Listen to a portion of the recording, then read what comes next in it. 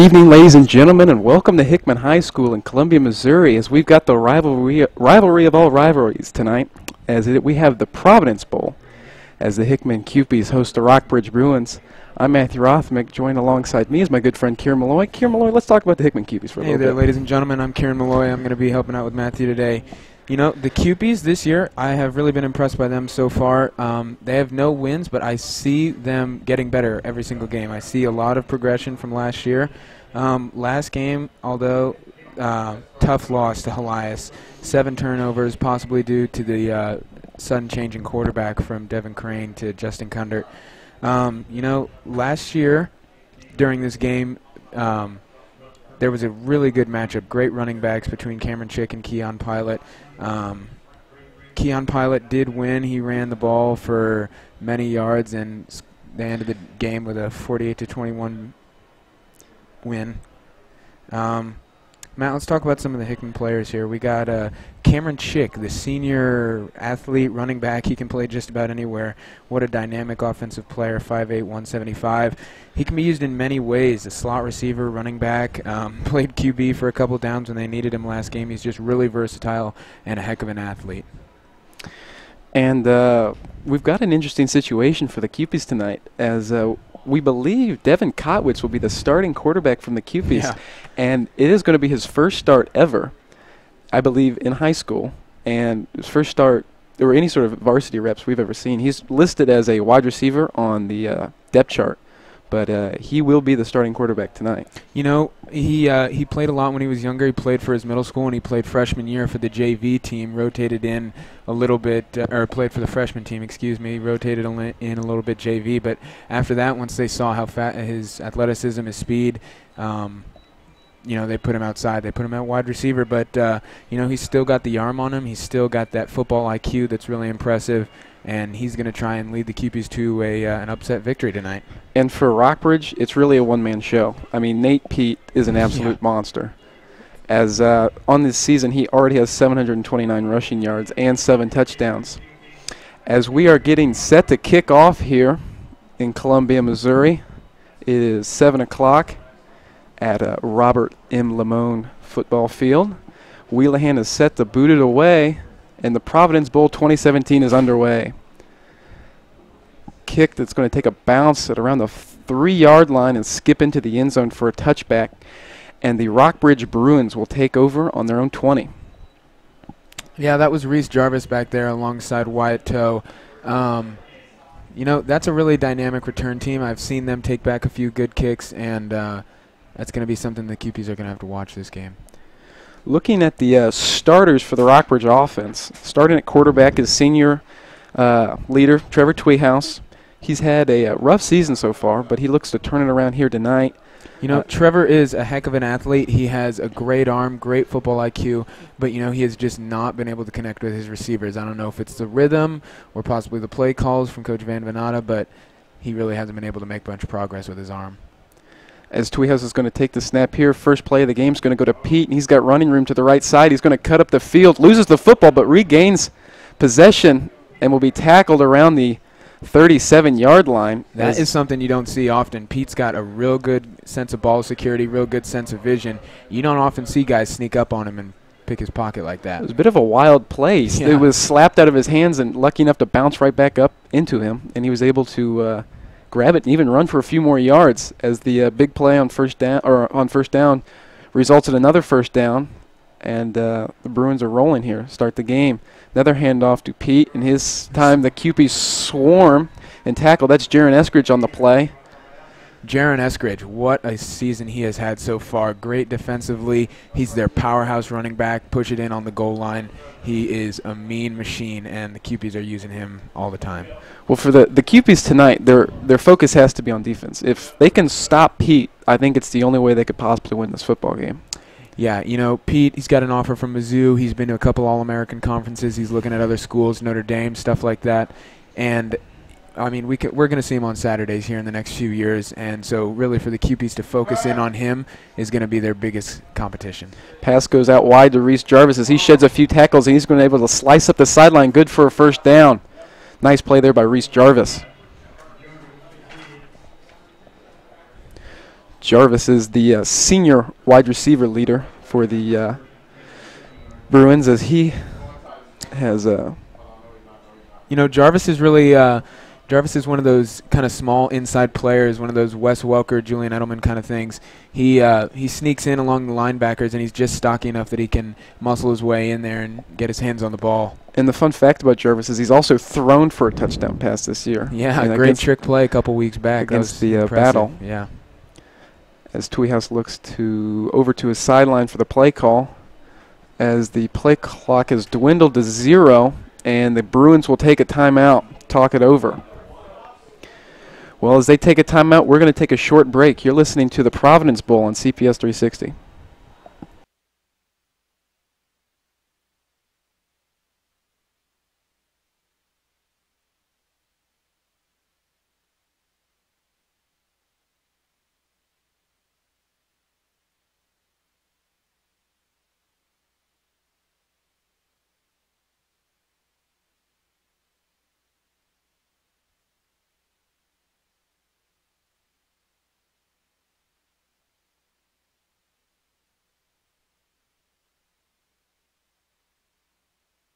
With the Providence football game, still 0-0 here at the 5 minutes into the first. The Hickman QBs are going to try and hold the Rockbridge here. They've gotten a few first downs here, and they pull Matt Hall in motion. Oh, and the snap is high, going back. Tweehouse recovers, fumbles again, and he falls on it. Wow. Senior center Grant Fugere is not often one to bobble a snap like that. Well, sort of a wild play there as they came out of the timeout. Looked like they had no confusion whatsoever, but the high snap sent everybody into panic mode. And now the Bruins will have 2nd and 34 from their own 26, as the successful offense so far now has quite the mountain to climb if they want to get another first down here on this opening drive. Yeah, this is a long play, but this seems like one of those opportunities where you let that all-state track speed of Nate Pete kind of show Hickman what it's up against tonight. As Tweehouse takes a snap and he looks to throw. He's got ball all day in the pocket as now pressure starts to come, but he's able to evade it and throw it left side, incomplete. That was intended for Trayshawn Beverly, the senior wide receiver, and that'll bring up 3rd and 34 for the Bruins. Nice coverage there by the QPs, as Tweehouse had all day to throw. As eventually the pressure got there, but the QPs were able to hold their ground there for a pretty long play. Yeah. Tweehouse and his brother worked for a long time. They are a family of extremely smart football players. They can understand the field, they know where their players are, and they know how to get the ball moving forward. Empty backfield for Tweehouse as he's going to throw again. As it's over the middle, it's to Matt Hall, and it's complete for a first down. They needed 34, and they got 35. As a great throw and catch there by Tweehouse and Hall connect on the first down for the Bruins. Hall has really developed. Came in from Jeff City his freshman year. He's a big guy, weighing in at just a couple pounds over 200. And he's got good hands. He's got good fundamentals, and he knows how to catch a ball here. His father's also the offensive coordinator for the Bruins, Mike Hall. As Pete is in the backfield with Tweehouse, and he's going to it's a read option as Tweehouse is going to run for it himself. He's got room to the left side, and he's going to scamper for about 10 yards. Good stiff arm there on senior cornerback Derek Ablin. Well, there's a fake handoff to Pete, or maybe even a read option, as all the QPs bit on the trick there, and Tweehouse was able to turn it up the sideline, as he's got pretty good legs for a big guy. Yeah, he's not often known as a dual threat quarterback, but he's pretty mobile. He's got good downfield vision, and he's got the speed to beat a lot of people on the edge. And head coach for the QPs, Trevor Rubley, is visibly upset on the sideline as he takes a timeout, and he is going to talk it over currently with his players, as we're going to take a timeout too. We'll be right back.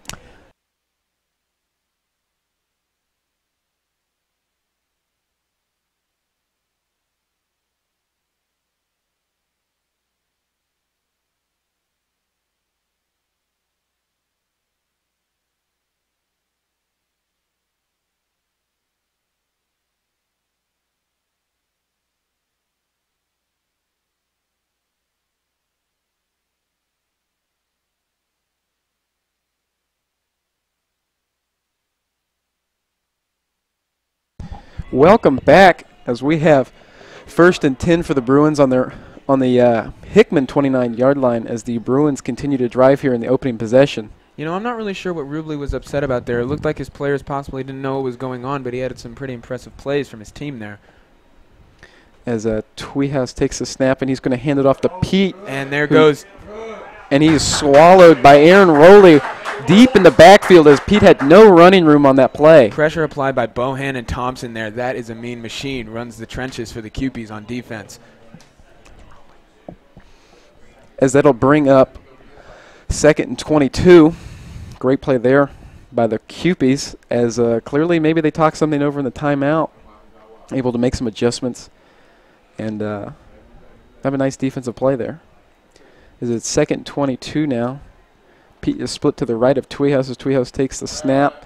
He's going to throw to his left. That's low and incomplete, intended for Hall, and that'll bring up another long 3rd down for the Bruins. Again, Bohan and Thompson getting in the backfield there. It doesn't look like he's going to let his senior year go out with a Bruins win. As on the last 3rd down, it was 3rd and 34, and the Bruins came up big with a nice pass play to Matthew Hall. And we'll see if the Bruins can come up with another big play here. This is now 3rd and 22. A few less yards to gain as they sit on the Hickman side of the 41-yard line as we have 8:35 left here in this first quarter. Still no score.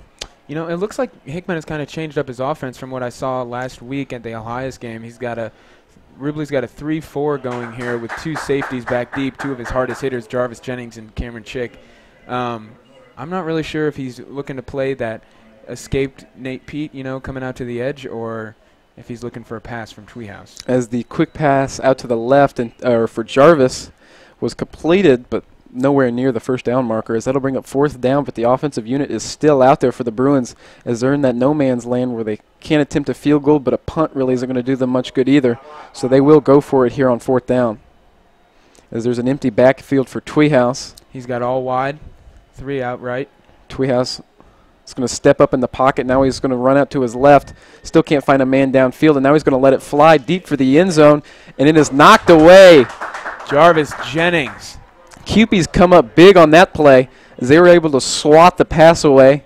I believe that was intended for Matt Hall, and the Cupies will take over 1st down for the Hickman offense. Here comes quarterback Devin Kotwitz making his first varsity start, his first real start since he was 15 years old. He's looking to use his arm and his speed. He's an all-state track athlete. He went to the sectional meet in the 100-meter dash, and let's see, he's going to try and beat some of these Bruins off the edge, I think, tonight.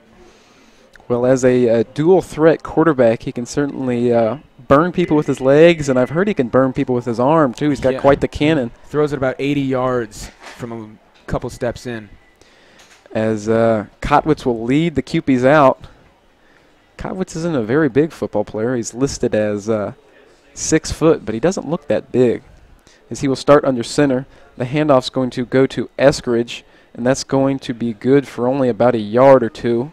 You know, I like that what Rubley's doing. That's usually his goal line package there with Tamarius and Eskridge in the backfield. But I like that he's setting the tone. He's letting the Bruin line know that they're going to be running at him all night. Well, speaking to Hickman players today, I think we're going to see this look a lot from the Cupie offense as with the new QB and the effort to just sort of ram it down the Bruins' throats as they have the, I guess you could call it a jumbo set.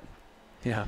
As Kotwitz is under center again. Sweet play to the left, and nothing going for the Cupies as there's a handful of Bruins there. Don Hammers to name one of them as that play comes up as a loss for the Cupies, and it'll make it 3rd and long. And they've actually got Will Swartz lined up at fullback right now. It looks like they are really trying to pave a hole in the middle of the Bruins defense. You don't see that often. And Swartz is no small man. He is a beast of a human. So they are certainly looking to just over-muscle the Bruins. 3rd and 13 here. And Kotwitz is going to throw. First throw of the game for Kotwitz. And it comes up complete. Pass play to Derek Ablin. What a catch. Great hands. Watch the ball come all the way in. That's impressive. That takes a lot of concentration, especially with a hungry DB coming over your shoulder. As the coverage was good for Rockbridge, but the catch was better. as Ablin and Kotwitz come up big for the Cupies. That'll make it 1st and 10 on the Bruins 30. You know, man, I hope to see that combination a lot tonight. That's two heavy speedsters with really great abilities. And for a first throw in a football game, that was nice. That looked really good. That was very impressive. As we've got 1st and 10 for the Cupies. They'll come back out in that same set they've been running all game so far. We'll see what we get here. It's going to be another handoff. That's to Eskridge, and he's going to fight forward for another 2-yard gain. Yeah, you know, Jaron Eskridge was telling me at the beginning of the year that he had made it his goal for the season to work his way up in the running back lineup to eventually start a game. And it looks like with the assets that they have and the ones they don't, they really did start him, and it's impressive. It's cool to see a senior set a goal like that and accomplish it. Well, you mentioned the assets that they don't have. Christian Davis, or yeah, more commonly referred to as Bobbert, yeah, dislocated his arm or elbow, last week, and he is done for the season. That's a big loss from the running game from the QP standpoint. As the handoff's going to go to Eskridge again, and he blows up one of the middle linebackers, or that was a safety, Evan Rotterman, as the big play there by Eskridge gains a 1st down for the Cupies. Rotterman just got his bell rung. Yes, he did. Well, Eskridge is no small football player either. The Cupies are bringing a lot of muscle to the offense tonight, as they have Paget split out way left, and Paget's an interesting kid. He did really good at a few IMG camps this summer, and he's really looking to become more of a dynamic player as he grows up. Handoff again to Chick, and not much going here as he bounces it outside, but only gains a few on the play. That'll bring up 2nd and we'll say 7. Yeah. Speaking to Eskridge's muscle again, you know, he's listed here at 5'11", 200. He's squatting a little bit over 500 pounds here, benching about 2 bills and some change. Yeah, he's a strong guy. Certainly got a lot of power with those legs. As they only gave him a yard on the play. It looked like Chick gained a few more yards than that, but that'll bring up 2nd and 9. As Kotwitz is still under center. Handoff to Chick, and not much going there as he was met in the backfield by a handful of Bruins. Martez Manuel came up with the tackle. Martez Manuel, a really dynamic player. I love him. He's got one of those great football attitudes to make you not want to take your eyes off the field. He plays like he talks. He plays like someone that wants to win. As the Bruins here know that the run is coming for the most part, as they seem to be going all in on the run. We saw the one pass by Kotwitz. They're going to have to pass a few times tonight to keep this Bruin defense honest, as a fake handoff, and Kotwitz is going to roll that right throw to the corner of the end zone, and it's going to be long. We've got pass interference. Be interesting to see if this play still stands, as the the throw is way out of the back of the end zone. Completely uncatchable. I don't know if I agree with that call. But we'll see here, as pass interference would give the QPs a 1st down, and the call will be holding, which does not matter if the pass, if the pass is catchable or not, and that'll make it, I believe, an automatic 1st down for the QPs. Yeah, and I think they had actually rotated in a different offensive lineman here to the fullback position. Freshman Gabe Fox. He is a big guy. He is going to grow up. He's going to be a great asset for Hickman to have here in the future. I hear he's got quick feet, and he's a grown man. He's about the size of your average senior. As seems to be some confusion here. There was no yardage marked off for the penalty yet, as now the referee will begin to step forward, and that will put it, let's see where they spot it.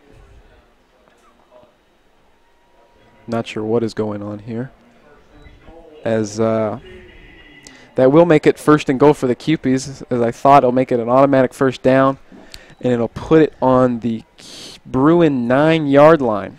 Yeah, you know, this is where the QPs have really faltered this season and in the last few seasons. I've talked to a lot of players, and I ask them, you know, what is it that you guys have great drives, you have great balls, and you come into the red zone and you you just can't seem to make any conversion. And they've all said that, you know, when we're in there, we psych ourselves out, we can't make it into there, and that's one of the main reasons why a lot of drives end in a punt or a field goal from Willihan. As they've got this big boy package. They've been using it all game. Won't make much of a difference here on the goal line. Handoff's going to go to Eskridge outside. He sheds 2 tacklers and fights off another one as other Bruins come in to help.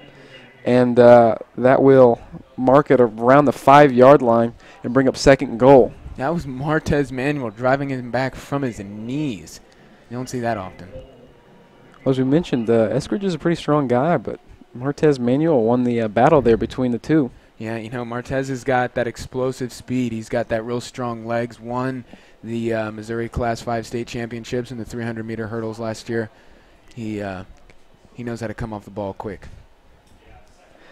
As second and goal here now for the Cupies, as Kotwitz under center, handoff to Eskridge, and he's going to fight for a few more, as it's only good for about a yard, and that'll make it third and goal for the Cupies. A really key play here, as certainly if they don't convert here, they'll have to settle for a field goal, and after such a promising first offensive drive, you'd really like to punch it in here if you're Hickman. Yeah, I agree. I think that one of their main things they need to do is convert. Every drive needs to be at least a field goal or a touchdown. They can't punt the ball away or come out 0-4. As the crowd continues to file in here at Hickman High School, as we've got 2:35 left here in the first quarter. No score still. Handoff to Eskridge, and nothing going. The Bruins come up big on the stop. That's number 42. Parker Wright, the sophomore linebacker, makes a tackle in the backfield, and we'll see what the Cupies want to do here, as it is now 4th and goal, and it looks like they're going to leave the offense out there. This is something I've noticed a lot from the head coach, Trevor Rubley, is that he is willing to, if he thinks he smells the goal line, he's willing to keep his offense out there all 4 and try and punch it in. I'm sorry, it's 3rd and goal, as they've got, I guess, another down to work with. As a handoff is a fake handoff, and now Kotwitz looks to run with it, and he is swallowed up by a dog pile of Bruins. That looks like big nose tackle Don Hammers. As now the field goal unit will come out, and it will be Andrew Wheelahan, the kicker for the Cupies, looking to knock it through the uprights. You know, senior kicker, played all 4 years. Father Tom Wheelahan is the special teams coach here at Hickman. Tom Wheelahan, of course, being the former Mizzou kicker who still holds the record with 62 yards. It's quite the kicking feat. As the low snap is good place, kick is up, and it is good. Cupies strike first. 3-0 is our score, as Wheelahan is able to split the uprights as the snap rolled to the holder, but they were able to get it down, and good for the field goal. You know, I noticed something here on the sidelines here. Often you don't see quarterback Devin Crane with a headset on, but it looks like they gave one to Kotwitz. I wonder if they're trying to utilize his football IQ to kind of dissect the Rockbridge defense from the inside here. And it's interesting that you notice that, as it certainly would be a smart thing to do to talk it over with a quarterback who's making his debut as a QB, traditionally a wide receiver, and in a big game too, nonetheless. Yeah. As our score now is 3-0 Hickman.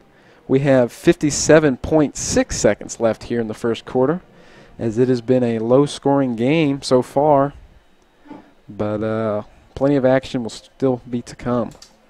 As Wheelahan, who just converted the field goal, is now trots out to kick off for the Cupies. We have Jarvis and number 14, Wyatt Toe, back for the Bruins. As Wheelahan marks off his steps, and he's ready to boot it away, as his kick is a good one. It'll be taken at about the 3-yard line by Jarvis, as Jarvis looks to slash up the middle, makes a few cuts, but will be wrapped up around the 26-yard line, and a flag comes in, possibly holding or blocking the back. As if that's the case, that'll certainly, and it is holding on the Bruins, so that will start their offensive possession much more in their own side of the 50-yard line.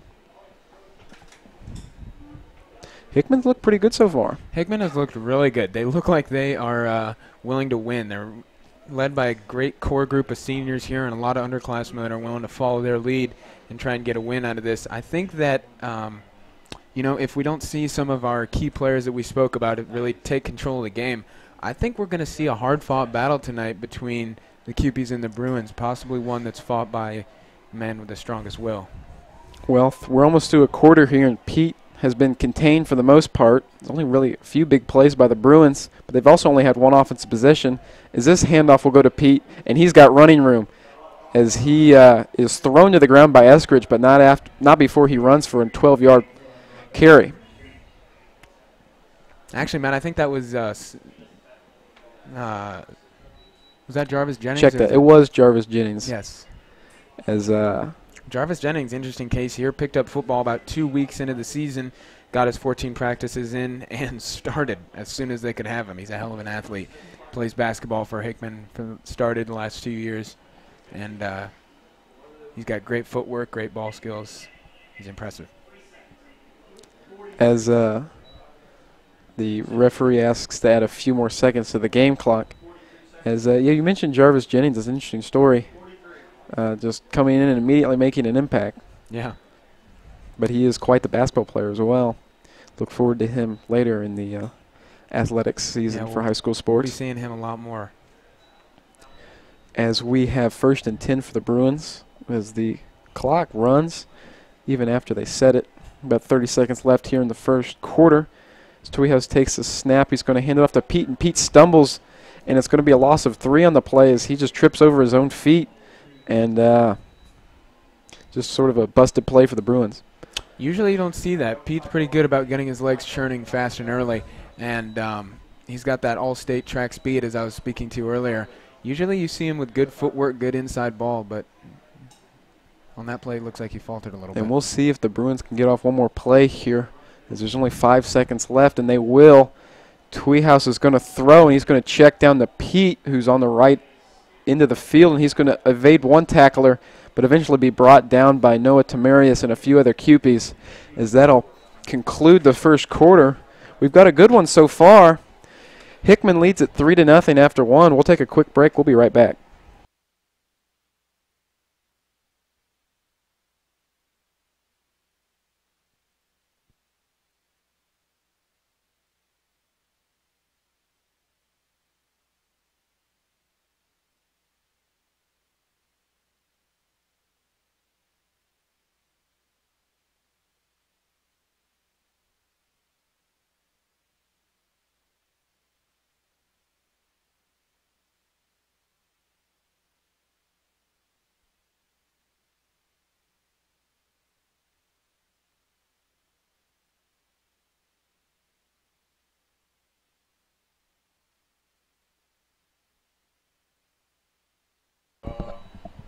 And we're back here, Friday Night Football between the Hickman Cupies and the Rockbridge Bruins. Great show out tonight from the student sections. The Rockbridge Brew Crew and the Hickman DPO, Dog Pound Order, have really brought the fan love to the game tonight. Both sections are very deep into the stands, and looks like they're trying to get all of the fans involved. Excuse me. The DPO was just holding up signs saying, freshmen get loud. I think it's really cool whenever the whole school comes together like that. Real community atmosphere. As both student sections also have a theme to tonight's game. It is Jersey night for the Brew Crew, and the DPO they're going bear hunting. They're sporting their camouflage. As we're here to start the second quarter, it is 3-0 Cupies. As the Wheelahan field goal late in the first is the difference in this one so far. As the Bruins will have a key 3rd down here, 3rd and 3 from their own 34. So we've now switched into the field, and Bruins are ready to roll as a pass is going to go out left to Jarvis, and he's going to slice up the field. That's a nice play for a 1st down. It is fun to watch Reese Jarvis play. To watch him handle a defense is really impressive. The way his cuts, his ball, it's all good. As that is good for a first down. Nice play there by Jarvis to pick up double-digit yardage. As the Cupies continue to bend but not break, as they came up big on a fourth down stop last time. But the Bruins again are rolling. This handoff's going to go to Pete. Not much going, though. It's nice tackle there by Jeremiah Kent as he's thrown to the ground. And Pete doesn't like that at all, as there's a little jarring between the two players. And that is an impressive play from Jeremiah Kent, the All-State Mizzou commit wrestler. Looked like he pulled something out there on the football field. A nice suplex of Nate Pete onto the 40-yard line. As we might have a little action here in tonight's game, as the emotions are always high here for the Providence Bowl, and that was that's a good way to get the blood pumping on both sides. You know, both Mizzou and Kent, Kent already committed to Mizzou for wrestling, and Pete has an offer there for football. I think it might be, you know, a big man on campus rivalry coming up here. Tweehouse is going to throw. That's complete to Matt Hall. He's blown up on the play, though, as he is down. He was hit hard as soon as he made that completion. Hit was made by Jarvis Jennings, and Hall still continues to actually, Matt, I think that was sophomore Talon Kempf. Started last year as a freshman at cornerback. He's got a lot of athletic talent that we're going to see here tonight, I think. Well, it's difficult to see the jerseys for both teams, well, more particular Hickman, as they're wearing black jerseys and there's gold outlining on the letters, but it is difficult to see it from here up in the press box, I agree. The numbers up here in the press box, too, can look like a 9. But, you know, I think they look good. Hickman has done a real great job in the last few years of really making sure that their players are outfitted nicely in comparison to their rivals.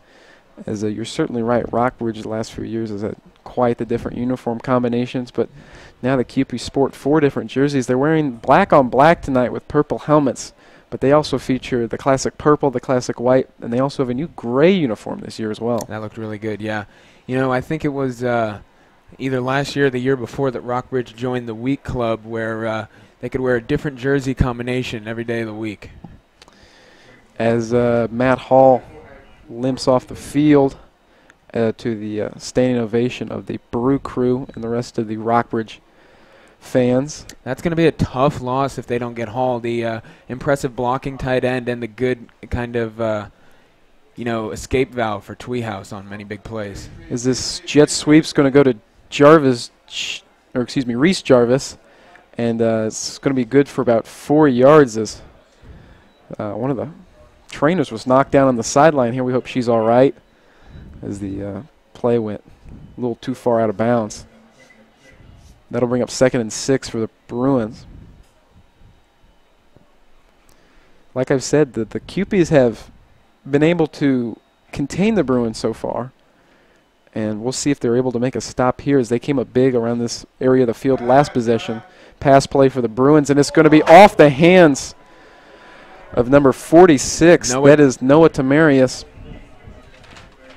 as he had the interception. He just dropped it. Yeah, you know, Noah Tamarius, 6 foot, 200-pound linebacker, the senior right from here, right in Columbia, Missouri, came in really under the radar, kind of an underrated player. No one really expected much from him, or at least people didn't know his name very well. He didn't make much of an impact last year, just rotating at middle linebacker with Landon Wiswall.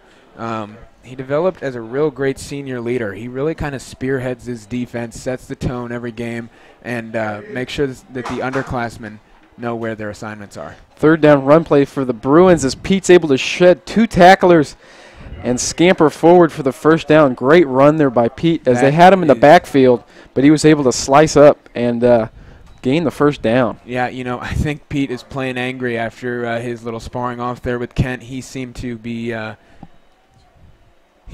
churning his way up the sideline there and put the hurt onto some of the Cupies. As we have a Bruin down here. We're not sure who it is. We'll get you a name and number here in a minute, as we have 10:05 left here in the first half. Cupie still lead 3-0, but the Bruins are driving, as we are still unsure who's down for the Bruins, but it appears to be an offensive lineman, but it's never good to see a man down. Well, let's talk about Devin Kotwitz some more. He's really impressed me so far. As we do finally get a name, it's number 76 for the Bruins. That is Mason Boussard, offensive guard, junior, as he is helped off the field, and the Bruins will resume their offensive possession. But Kotwitz has impressed me so far. He's made a couple of nice throws. A couple of great throws, really. He's really shown off that arm, shown off that versatility. He's known as a dual-threat quarterback purely from his speed, but he's not afraid to sit in the pocket and wait for the play to open up as he likes. As Tweehouse would like to match some of the throws Kotwitz has had so far on this first down. His handoff is going to be faked to Pete, and Tweehouse has running room up the middle, cuts back, and touchdown Rockbridge. Trevor Tweehouse scampers all the way into the end zone, and that'll make it 6-3 Rockbridge. That was an impressive play. Tweehouse really showed off his speed there, showed off his dynamics in the up in the secondary. As once again, we've seen it before, the handoff to Pete, all the QPs bit on the fake, and Tweehouse had all kinds of running room up the middle. He was able to cut left and right and just walk his way into the end zone. It's a nice play call there by the Bruins. Yeah. As the extra point here will be taken by Will Norris, the sophomore linebacker and kicker for the Bruins. As high snap, good place, kick is up, and it is good. And that will make it 7-6. Rockbridge takes the lead. We've got 9:38 left here in the second quarter. We're going to take a quick break. We'll be right back.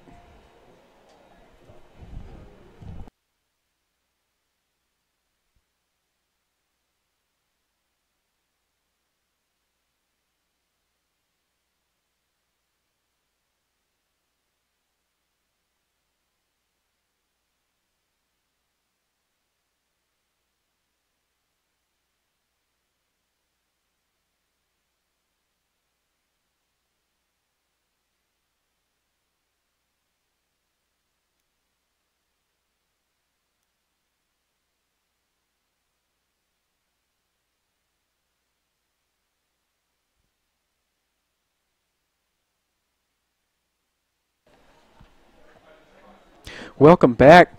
We've got a lead change here as on the previous offensive possession.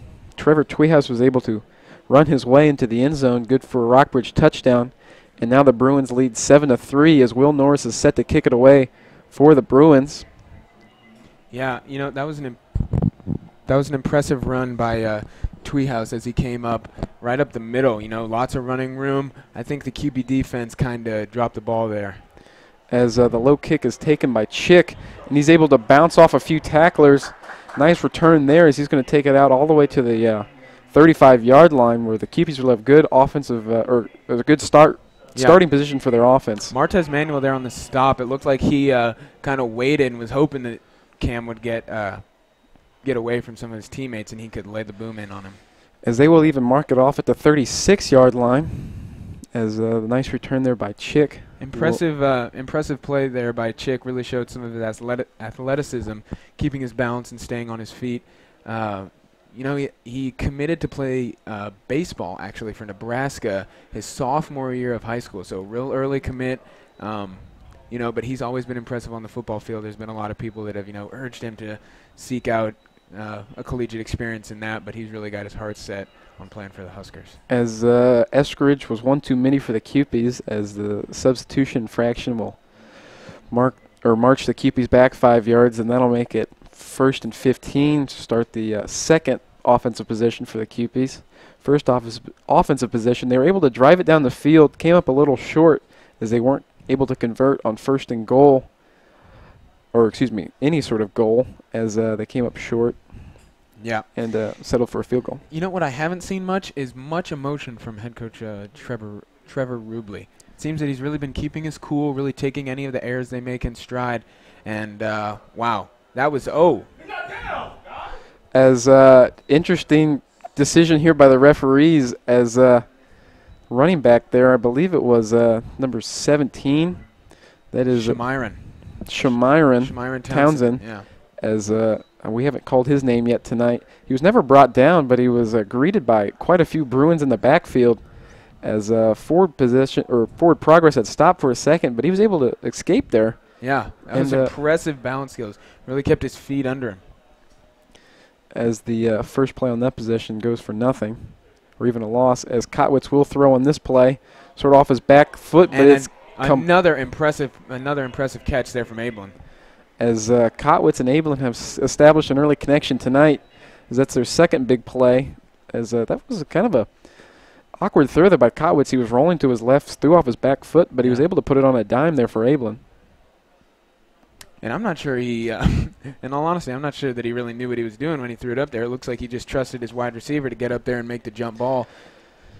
Certainly a dangerous throw, as could have easily been picked off, but Abelin came down with the football. Two defensive backs kind of sandwiched Abelin there. This is 3rd and 10.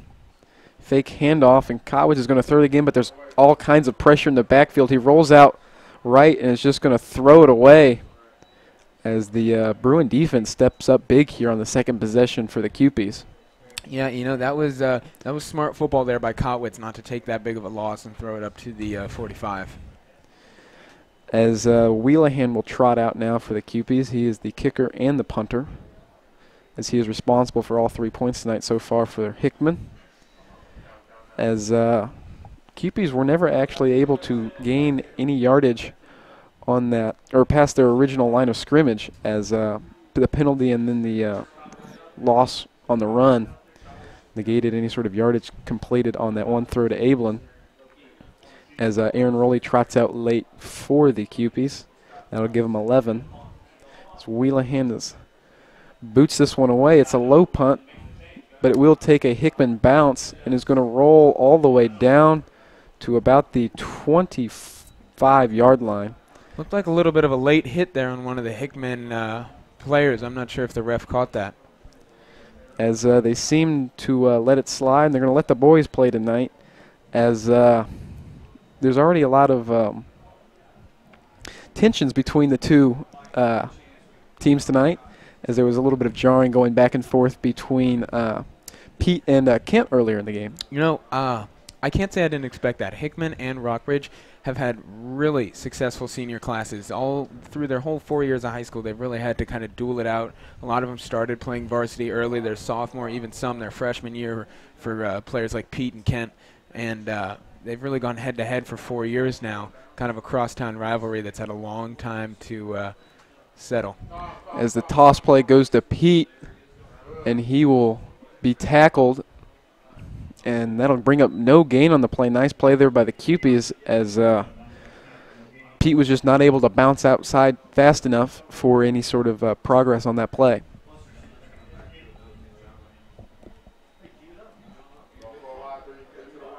We've got 7:48 here left in the second half, as our score is Rockbridge 7, Hickman 3. As go ahead, Kieran. Sorry about that. I've really noticed how the Rockbridge team seems to put 3 or 4 out wide sometimes and leave Pete in the backfield by himself. It's not often that you see a team rely on a player's pure athleticism instead of a blocker to shed anyone that comes across the line too early. I think that really shows how much faith they put in Pete and in their offensive line. Well, they run quite a few sort of sweep plays, you can almost call them, out wide, where it allows those wide receivers to also get out there and block and utilize Pete's edge speed, as that play there goes for about 7 yards. Yeah. As he was continuing to drive against Eskridge, gain a few extra yards there at the end of the play, as that'll bring up 3rd and 4 for the Bruins. Snap's going to go to Tweehouse. He's going to hand off to Pete, and there goes Pete. Down to the 30, to the 20, to the 10, and he is gone. Nathaniel Pete, touchdown Rockbridge. Yeah, you know, that is what we've been waiting for all night. Pete to get that breakout moment where he really shows off his speed, shows off what he can do to a defense, and the QBs are in awe watching him run away. And you knew he had 2 men to beat, but he was gone, as his speed is just impressive, as he was able to just fly down that football field. And that will give Rockbridge a 13-3 lead, as Pete comes up big on that play. Yeah, that was impressive to watch. I think the QPs are going to have to kind of go back to the drawing board. It looks like whatever they were doing to contain Pete, it looks like he figured it out here pretty early in the game. as Norris is now out there for the extra point. As this good snap, good hold, and that kick is good. That will give the Bruins a 14-3 lead with 6:55 left here in the second quarter. We're going to take a quick timeout. We'll be right back.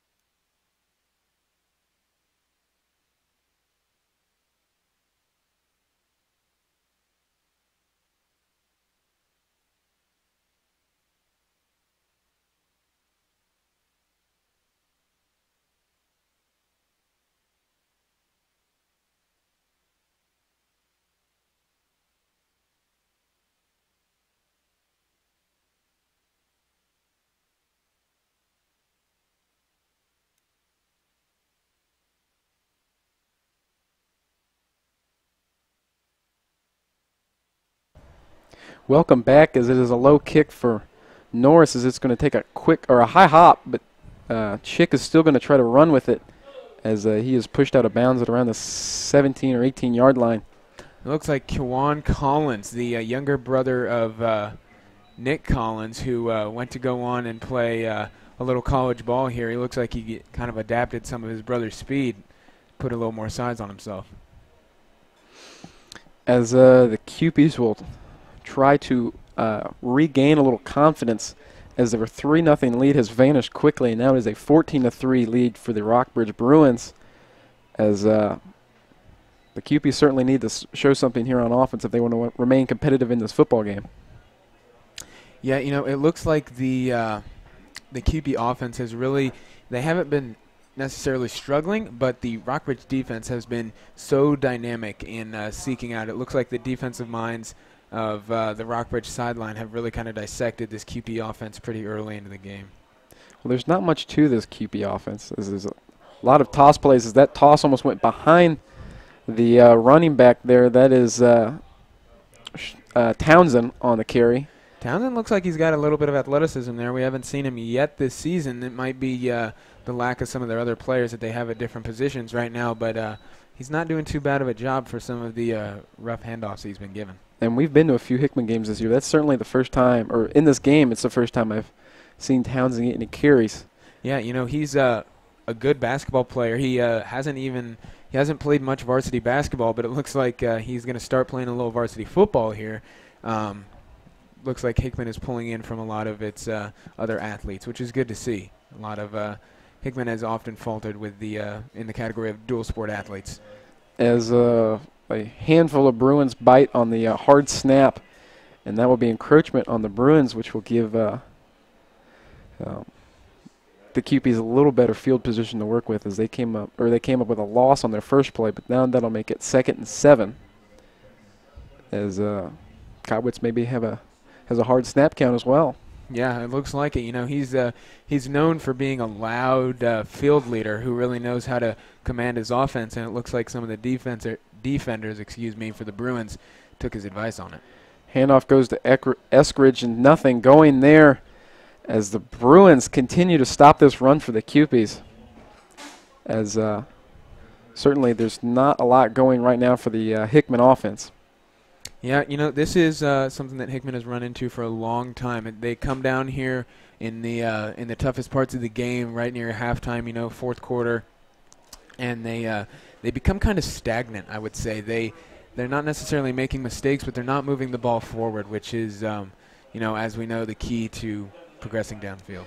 And it may be adjustments by the other team, but certainly the Cupies always seem to come out and put up a strong showing, but by the second quarter and certainly by the second half, the momentum just seems to be gone. And it's really something that Coach Rubley and all of the staff needs to figure out how to keep that going for 4 quarters. You know, yeah, I agree completely. It really is an atmosphere and attitude that they have towards progressing through the game. You know, we understand that you're not always going to make great plays or not avoid all mistakes, but it's really a mentality that Hickman has to adapt to that they've really lost here in the last few years.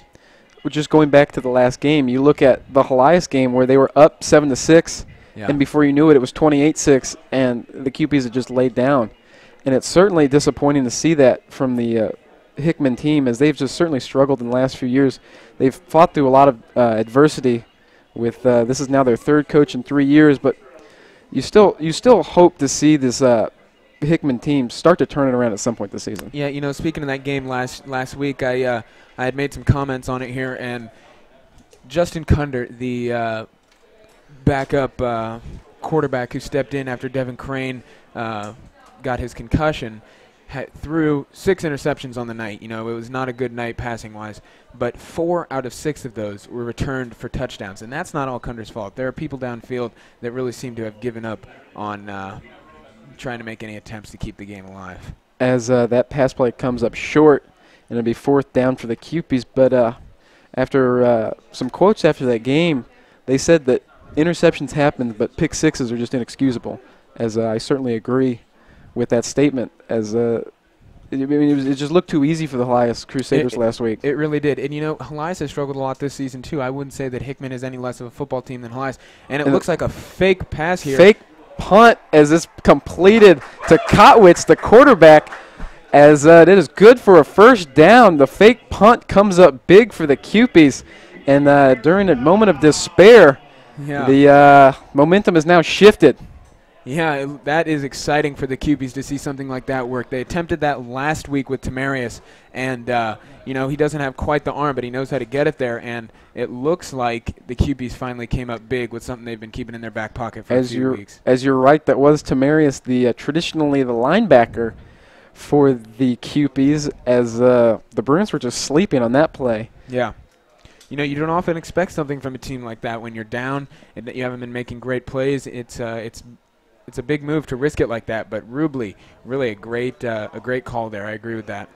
As the run play goes for a loss of 2, as Kotwitz is doing it all right now. He's playing quarterback. Yeah. He's catching fake punt passes, and he's really just sort of made his impact on this game so far. Yeah, he hasn't had many receptions this year, hasn't had a touchdown yet for his senior season, but, he was really dynamic last year. He made a lot of key plays, and it looks like with this absence of Crane and them having to switch some players around, he's really going to start to take over a lot of the key positions here for Hickman. As we have 3:47 left here in the first half, Rockbridge leads it still 14-3. The toss play is going to go out wide. That's to Townsend. He loses the football. And we'll see who comes up with it, as it looks like the fumble went out of bounds, and it will continue to be Hickman football as flags now fly, as tempers flare. And we have got a lot of hate going on in this football game so far. Yeah, I wouldn't even know if I would call it hate. I think I would just call it desire to win, desire to be the big man in Columbia here, battle excluded. This is a long-time rivalry that runs along a single road, and it has gotten a lot of people excited about tonight. As you mentioned, not to discredit battle, but this is the rivalry in Columbia, Missouri. Yes. As this game has been played before at Froh Field, which is the stadium for the University of Missouri, as now the games take place back and forth between the two high schools, as the unsportsmanlike conduct penalty goes against the QPs, and that will march them back 15 yards and bring up a long second down play here for the QPs. Both the after the play talk and the fumble itself, that is just some signs of an inexperienced player. That's Townsend, who came into this game, hasn't played a varsity down before in his life, and he just has kind of gotten thrown into that. And he's making some rookie moves early, but it's understandable. But he's really going to have to get everything under control here pretty quick. Kotwitz is going to throw again, and it's overthrown and picked off. That's Marcus Manuel as he comes up big with the interception. Check that was Kewan Collins as he makes the interception, and it will be a turnover there for the QPs. That's Kotwitz's first interception of the night and his first interception in his high school career. Yeah. As it was just a poorly thrown ball there by Kotwitz. Yeah, it looked like he really dumped it off to Collins over his shoulder. I think he underestimated how fast his receiver was moving downfield. As if it was intended for Collins, it would have been a nice throw, but simply just missed his man, and the Bruins will take over. And the fake punt is all for naught now, as the turnover kills any sort of momentum the QPs had following that play. And it will now be 1st and 10 for the Bruins on the, well, it looks like they're going to march it back now, as it will be spotted at the 29-yard line for the Bruins. You know, I'm really excited to see what Rubley fires these guys up with when he goes in for halftime. I think that I haven't seen any loss in passion on either side, as I see sometimes with the Hickman QPs. I think that these boys want to win. They just are kind of in a misdirection right now at this point. I'm wondering if Rubley will be able to send them in the right way. As the Bruins come back out on offense, Tweehouse is going to take the snap, and it's going to be a fake handoff. And there goes Tweehouse again. He's got running room to the left side, and he's going to cut up the field, passing the 50-yard line. And another great run there by the QB. Yeah, you know, he knows how to thread that needle. He knows exactly how fast everyone is moving on the field, and he knows how to adjust his cadence to make sure that they don't meet him. As you're right, he seems to stop and start at just the right time to dodge QP tacklers and just really slice his way up the field. Yeah, it's impressive to watch. He's, like I said, great football IQ, great downfield vision. Not known for a dual-threat quarterback, but it looks like he's showing off a little bit tonight. As it looks like we'll have a holding call here as the run for Pete was a gain for about 3 yards, but we'll see what the penalty is here, and it looks like they may walk it back.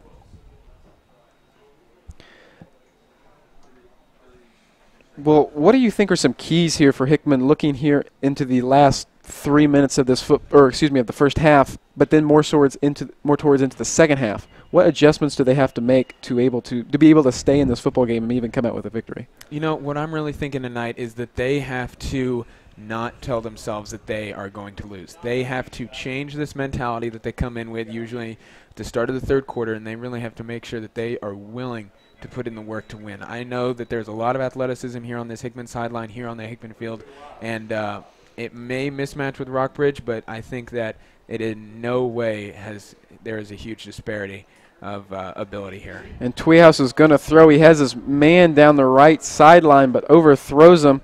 It was intended for Zach Boyles, the sophomore wide receiver, as we were correct on that holding call. That made it 1st and 21, and now after the incomplete pass, it's 2nd and 21 for the Bruins. Zach Boyles, the recipient of an impressive trick play last weekend, came in for a Bruins touchdown. It was 2 weekends ago, actually, against the 2 weekends ago. You're correct. Sorry, pardon me. Against Battle, as they knocked off Battle in the crosstown game. As Tweehouse is going to throw again, and it's just overthrown once again, as another incompletion is going to bring up 3rd and a mile. Yeah, it looked like they had Norris out there. Norris usually playing middle linebacker. It looks like they've rotated him in as a slot tight end that they're going to throw out every now and then. He's a big guy. I can see why they'd want him to get his hands on the ball and see if he can muscle his way upfield. Well, we haven't seen, I don't think we've seen Matt Hall since the injury earlier in the game, and Norris is listed as the backup tight end. So Norris may be taking over that role here for the rest of the game. As Tweehouse is going to run with it, and he's going to try for the first down as he's going to angle his way up the right sideline, but be tackled just across midfield, and that'll bring up 4th down for the Bruins, as we will see if they want to punt or go for it here. Yeah, you know, I see it looks like it looks like the Bruins are taking a page out of Hickman's book here, putting a big offensive set in the backfield with Don Hammers as a fullback. As the quick snap goes for the pooch kick, and the Bruins are able to spot it at the 1-yard line. Great punt there by Tweehouse, as the Bruin offense actually was able to run its way down and down it at the 1, as the QPs will now have to drive 99 yards if they want a touchdown. As interesting little trick pooch punt there by the Bruins. You know, you see that a lot of the times with high school sports here. They kind of fool the safeties into thinking that they're going for it on 4th down, and then they sink them deep into their own field. As we mentioned, the QPs are backed up as they huddle in their own end zone. As you have to think the Bruins are going to bring the pressure here, maybe looking to force a safety. Yeah, you see that down there on the field. Looks like big defensive end Don Hammers, as I was speaking to earlier, got put in for fullback. He's going to be coming off the edge hard here. Looks like he's matched up with right guard Will Swartz, Olympic weightlifter there, who seems to be able to muscle his way around. As the handoff is going to go to Eskridge, and he's able to give themselves a little more breathing room. That's a gain of 3 on the play, and that'll put it around the 5-yard line. As really Eskridge, if he could have shed that one tackle, would have had a lot of running room, but it was a nice tackle there by the Bruins. That's something dangerous you have to think about as a Bruin. If you crash the line in on the QB trenches, you're going to have to wonder if they get outside, who's there to stop them. Certainly right. They were all in on that play, and one missed tackle, and Eskridge was gone. But nonetheless, the Bruins are able to come up with the play and limit the yardage. As Kotwitz will line up under center again. There looks to be a little bit of an up-tempo here as he's going to hand it off, and it is going to be tackled right around the 1-yard line as the Bruins may bring pressure here again on 3rd down. Yeah, this is a good call by Rubley taking a timeout here. I think that it's important. This is a key play. A minute left. You do not want to go into halftime with a safety on the scoreboard. That is really not something that the QB attitude is really needs to take right now. Well, as they talk it over, we're going to take a quick timeout. We've got 1:04 left here in the first half. Rockbridge leads at 14-3.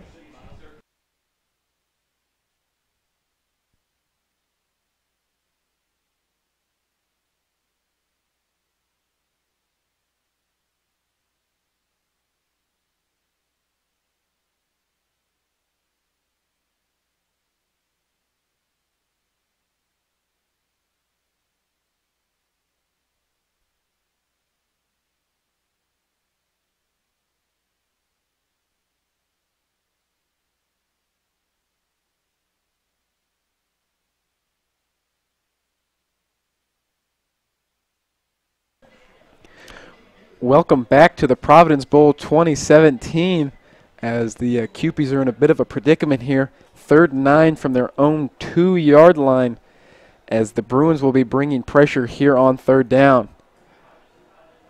Kotwitz is going to, looks like it was a false start there as Kotwitz went with the hard snap count, but this time fooled his own players as 86. That's Nigel White. Nigel jumps up there and is going to mark them back an extra yard, making it now 3rd and 10 from the 1, as that penalty isn't for much yardage, but it's still a blow to the the QP offense.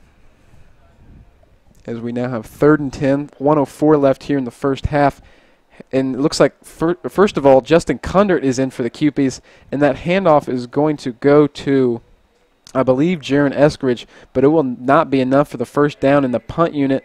Check that the punt unit starts to jog out, but then they stop, and we'll see what's going to happen here as a timeout is taken by the Bruins. Yeah, Justin Kundert was in there on that play. Number 7 on the QP's team.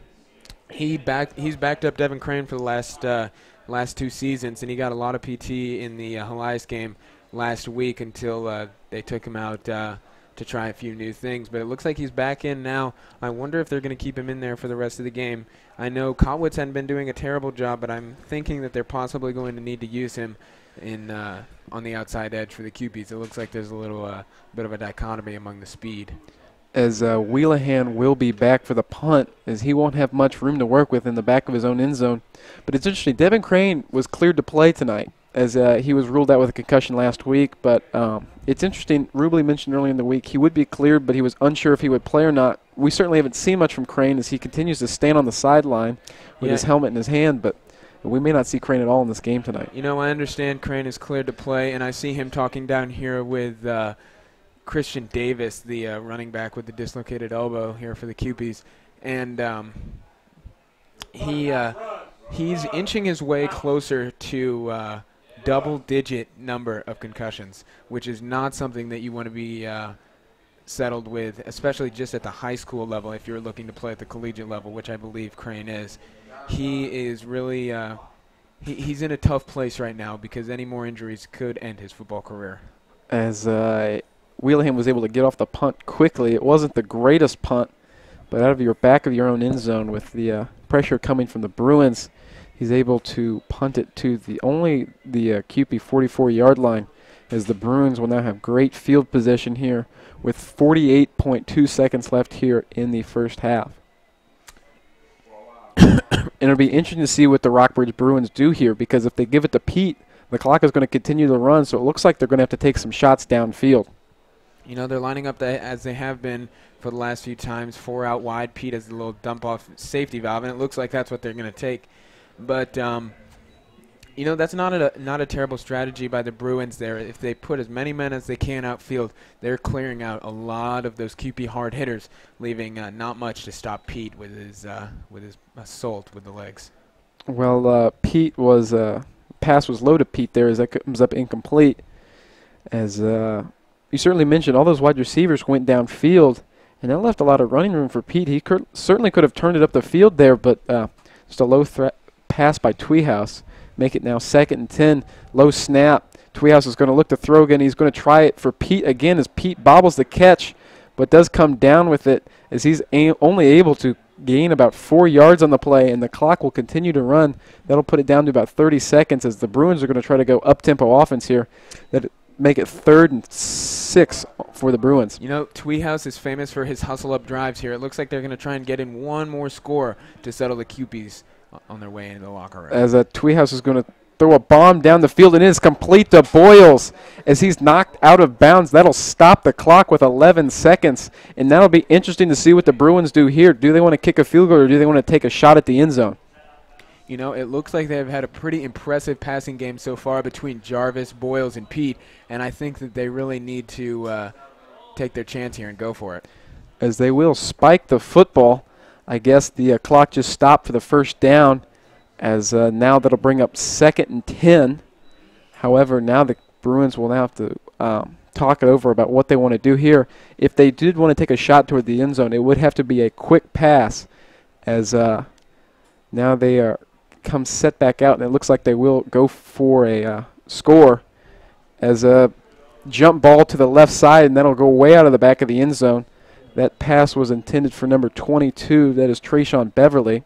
Yeah, you know, this is probably going to be the last play of the half here, and I think that what they're trying to do is get a one-on-one scenario with the junior quarterback Padgett and Beverly, a nice tall receiver who can really go up and get a ball. Well, this kick is certainly within Norris's range. It's interesting to see that there's a fake passes, or excuse me, a fake play, a reverse play, and Jarvis is going to look to throw with it, similar to the trick play they ran a few weeks ago against Battle, but nothing going as the QPs are able to stop it. Yeah. And that'll make the score 14-3 as we come to halftime. Yeah, junior defensive players Jacob Ochoa and Charlie Monroe really saw that quickly and decided they weren't going to let that happen. As it was a direct snap to Pete, he ran to the left, sort of a reverse to Jarvis. Jarvis looked to throw, but nothing going there for the Bruins, and their last-minute attempt for a touchdown comes up short, as that'll make the score, as we mentioned, 14-3 at half, as the QP marching band is already making their way onto the field, and we will take a break for halftime. This is the Providence Bowl 2017 on CPS 360 Sports. We'll be right back.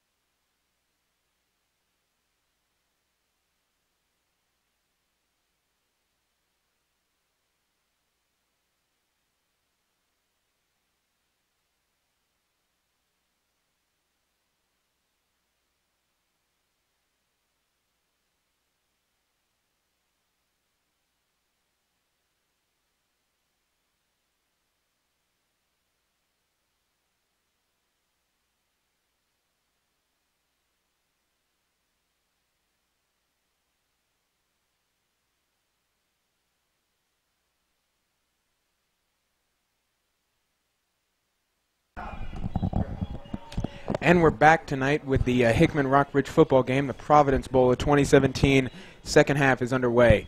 Hickman trailing by score of 14-3. 14-3. As we are set here for the second half.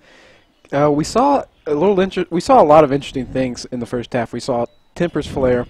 We saw two quarterbacks for Hickman. We saw Kotwitz, who made his first start ever, and we saw Kundert, who made the start last week, in for a few snaps. And we saw Nate Pete run wild on that big run play there for the second Rockbridge touchdown. Yeah, you know, not only Pete, but Tweehouse really showing his work with the legs here. Doesn't usually do that in most games, usually more of a secure pocket passer, but he's really taken off tonight. Norris lines up for the kickoff. Cameron Schick and Derek Abel and the two senior returners are back deep.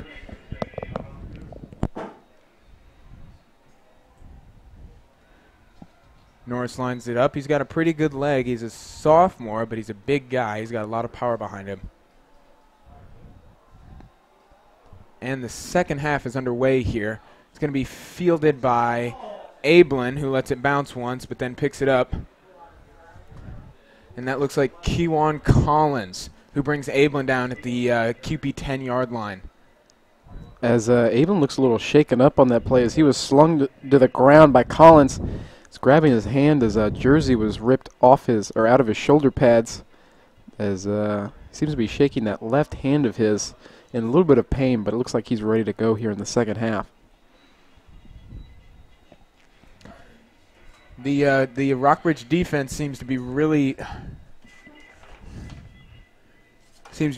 excited about tonight, and it looks like they're going to match up against QB Justin Kundert, the senior quarterback who has backed up Devin Crane in the last few years here, has officially taken over for the QBs here in the second half, replacing the stand-in quarterback at Devin Kotwitz, the wide receiver who they brought down onto the inside. Well, Kundert, affectionately known as Sunshine, as we mentioned, made the start last week against Elias and put up a pretty poor performance if we're being honest. But we'll see what he does here in the second half here for the QPs. Yeah, you know, he got that nickname. He moved here at the beginning of his sophomore season from California, where he was a quarterback there his freshman year. And, you know, kind of accompanied the name, acquired the name Sunshine, as in reference to the Remember the Titans quarterback of similar proceedings. And the QPs come up with a loss as the Rockbridge defense swallows up Eskridge in the backfield. Looks like he didn't get more than a few steps out of the handoff. Well, that was Don Hammers, that senior nose guard we've mentioned a few times already tonight. He's only listed as 5'11", 235, so he is a big guy. He's short stature, but he really blew up Eskridge on that play. You know, Don Hammer's incredible ball speed. He really knows how to come off the line and make some impact plays. And Kundert is swallowed up by a swarm of Bruins. Looks like they were led by Drew Boswell, coming in off the edge, seemed to swallow up Kundert before he could even get the handoff away.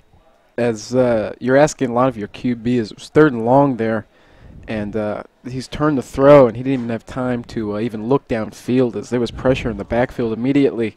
You just can't expect much as from your quarterback when he just has absolutely no time to throw. Great defensive play there by the Bruins. Yeah, Boswell is senior, kind of underrated, but he has a really good aggressive attitude, and he's a very strong guy and knows how to come off.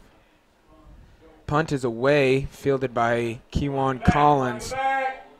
Looks like he's going to return it all the way down to the QP 25-yard line, inching his way in towards the red zone, but just cut short by a group of QPs. As this will now be brought back, it looks like we have block in the back here against the Bruins, as the Hickman coaches to our right were asking for it desperately, and they were granted their wish, as that will march the Bruins back a little bit. But still pretty good field position here for the Rockbridge Bruins. Yep, it looks like the QPs have lined up in their standard defense here, led by seniors Bohannon Thompson and Noah Tamarius, along with big William Swartz over the center. And they're going to bring him back to the Hickman 42-yard line. As it certainly negates most of the nice return there by Collins, but like you said, it's still on the QP half of the 50-yard line. Yeah. Trevor Tweehouse and Nate Pete line up by themselves in the backfield along with Will Norris outside in the wing position. And Pete is going to follow Norris up the side and inch his way along just about 4 yards short of the fourth down at the QP 35-yard line. As sort of a misdirection play there by Pete as he's able to angle his way left and cut up the field good for about 7 yards on the play. Just nice blocking all around there by the big offensive line of the Bruins. You know, Bruin offensive line has been impressive over even the last 2 seasons. They've got a lot of offers flowing in there. They've got a lot of colleges looking at the impressive program they've built on the trenches.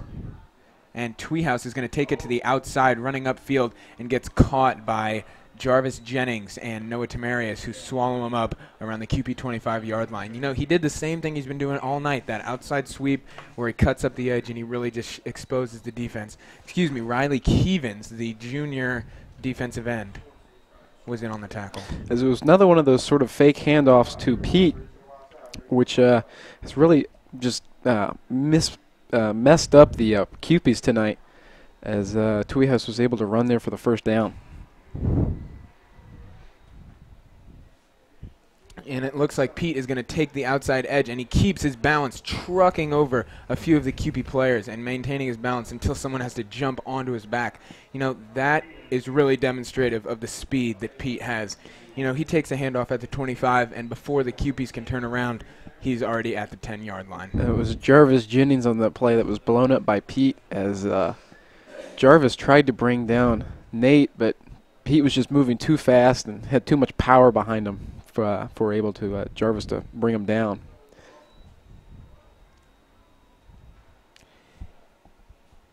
Looks like we're going to take a timeout here.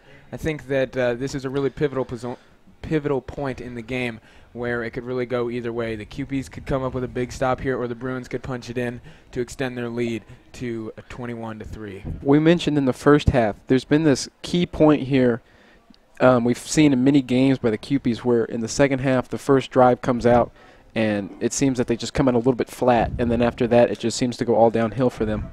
But it depends on what they do here. If they come up big, that could be a momentum turner. If not, it could be ball game for the QPs. Yeah, you know, this is when the I don't want to say insurmountable, but this is when the lead, at least on the high school level, becomes a little unattainable once you extend it to 3-4 touchdowns, which is what looks like it's imminent here in the QP future with the way the Brockbridge has been moving the ball coming hard out of the third quarter. And you saw a lot of emotion there from head coach Trevor Rubley on that timeout, as there was clearly a lot of miscommunication on the defensive side of the football, and he was visibly upset. We could see him all the way up here. Looks like they line up 4 wideouts with Tweehouse and Pete in the backfield here. I wouldn't be surprised if they throw a jump ball up to Trayshawn Beverly here on the outside, matched up with Derek Abelin. A nice height mismatch of 6'4" to about 5'11".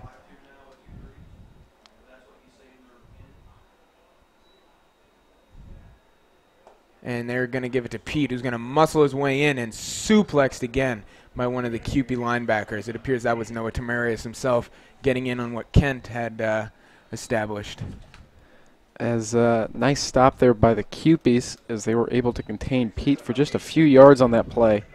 I think what we've mentioned, as Pete goes, Rockbridge goes, and the few times that Rockbridge has scored in this game is, first of all, it was on a big Pete play, and then the second one, as this sweep play goes to Jarvis, and he will be knocked. And that was that ball was given to Reese Jarvis on a little bit of a jet sweep there, seeing if they could catch the outside edge. A couple of their big wide receivers trying to seal that outside around the 10. Reese was just not fast enough, brought it down to about the QP 3 or 4 yard line.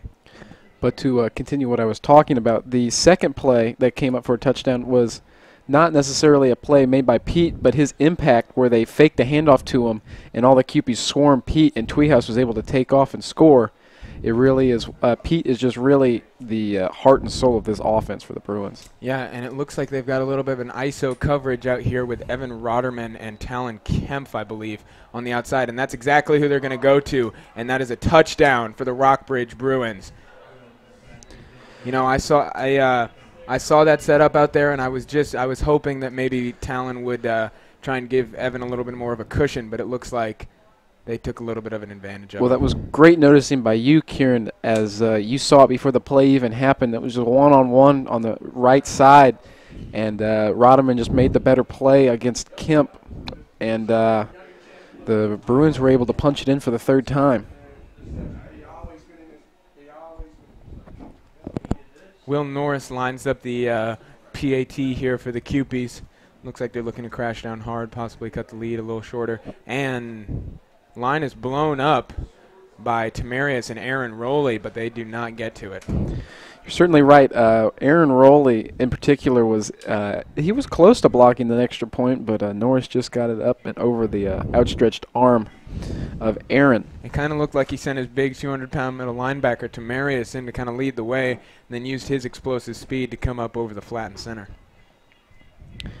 As we certainly have a key point in this game for the Hickman, as we talked about this, and we thought we've said where Rockbridge now punched it in, and now we're going to see what kind of effort we get from the Cupies. As certainly in games past, we have not seen much after the second half starts to go downhill. Yeah, you know, I agree with you. I wasn't in the locker room, but I can only assume that Rubley really tried to instill that, you know, they were not out of this game yet. You know, 2 quarters, they had a lot of time to make up a lot of points, but it was not impossible by any means. And I think I really hope that the Cupies kind of took that to heart, along with you know, their own inner drive, that intrinsic motivation to try and want to win. Well, they were certainly never. They're certainly still in this game. They never were out of the game, as there was only a 14-3 lead at halftime, and now it's 21-3, which makes it slightly more difficult, but it's still possible if the Cupies were to put up a fight here in the second half. Norris lines up to kick. Chick enabling back deep again, the senior ball players. Chick takes it at the 2-yard line. He's going to run it back. Cuts upfield. Has a lot of running room. He's going to try and beat Martez Manuel on the outside edge, and that's a late hit out of bounds. I'm not sure if I agree with that, but he does make it down inside of Bruin territory to the Hickman 45-yard line.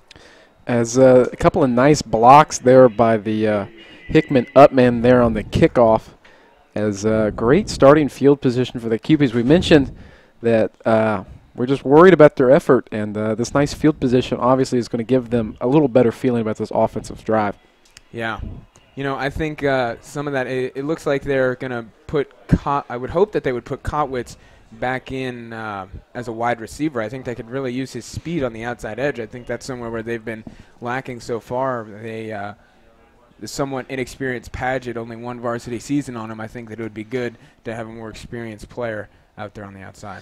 And it looks like we missed it, but there was some sort of penalty against Hickman on this kickoff, as they walk the football back all the way to the 16-yard line. It's just a real momentum killer. Yeah, you know, and that is something that can really kill a team. They get it down deep into Bruin territory, and you know, one mistake brings them back to the QB 15.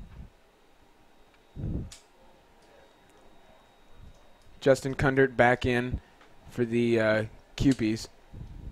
Looks like they've got that jumbo package again with Eskridge and Gabe Fox, the freshman, big 220-pounder, ready to punch his way through the line. Bruins line up with a goal line set as well, and it looks like that pass was broken up, intended for Derek Ablin, the senior wide receiver. I think it was Javel Sanders on the coverage, broke things up before Dave Ablin could get his hands on it. It does appear that there's a flag down. I'm going to say that that was possible pass interference on Javel, and we're going to see if they can move the ball up a little bit. I think you're right. It looked like Ablin was being held back by one of the Bruin defenders, and it'll either go for holding or pass interference, as is a silly penalty there by the Bruins. Yeah, you know, and Javel Sanders, a a junior cornerback, doesn't have much varsity experience on him, began rotating this year, and I think that's just one of those silly mistakes that he makes. And Eskridge bullying his way across the line, doesn't make it very far out, but breaks a few tackles here. Looks like Evan Rotterman kind of delivered the fatal blow, but Norris and Hammers were there early. Well, the QBs in their offensive setup here, it's not like they're hiding what they're going to do. They're going to try to run the football. Yeah. And Rockbridge knows it's coming. And so far, Rockbridge has won that battle of the big men, as they've really just asserted their authority and met a lot of Hickman running backs in the backfield all throughout this game. You know, I see Hickman lining up in this goal line package, and I think Rockbridge is kind of underestimating it. And now, you know, they've essentially put their goal line people down. Oh, and it looks like Rockbridge defender number 52, Jack Roush, the senior defensive end, is going to get to quarterback Justin Kunder before he can even move. As Roush went through unblocked on that play, and there's nothing Kunder can do about it, as he just had to take the hit, and now they'll try again here on 3rd down.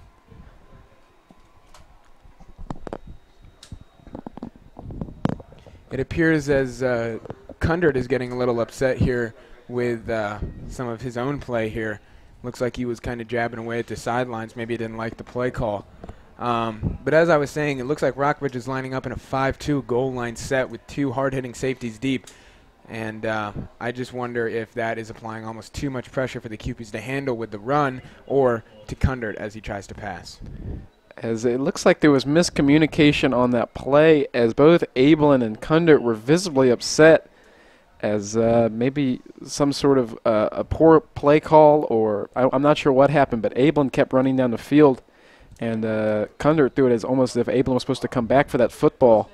And the QPs aren't able to convert there, and that'll make it a very long 4th and 24 as Wheelahan is now trotted out here for the punt. Andrew Wheelahan back to punt. It looks like they've got Noah Tamaris and along with Bohannon Thompson and Nigel White to protect. Back deep, Kawan Collins and Reese Jarvis. Looks like Collins touched it, but he picks it up again, and he is headed off.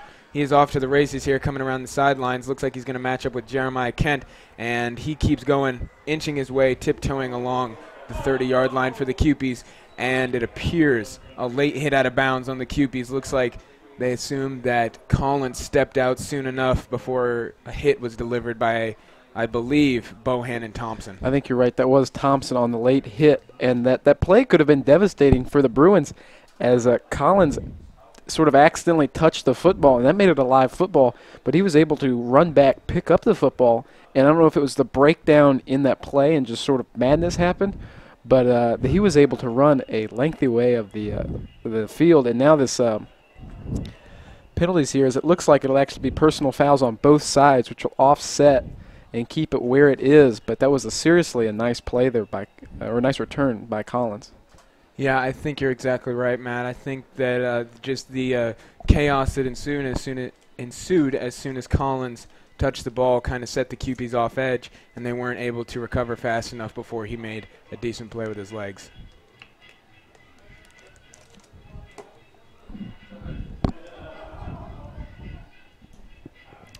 .5:29 left here in the 3rd quarter. Score is still 3-21.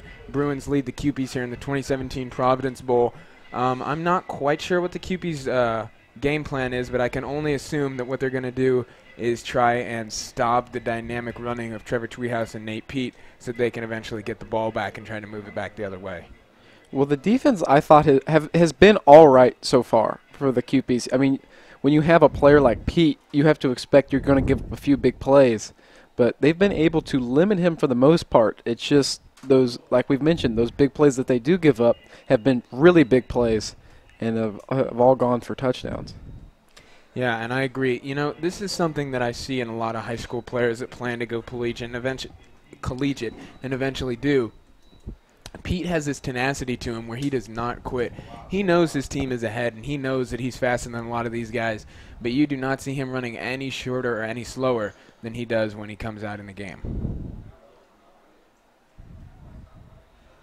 Tweehouse lines up, 4 wide, Pete in the backfield, and it looks like a little misdirection, and play action. Tweehouse takes it. Is hit hard by QB linebacker.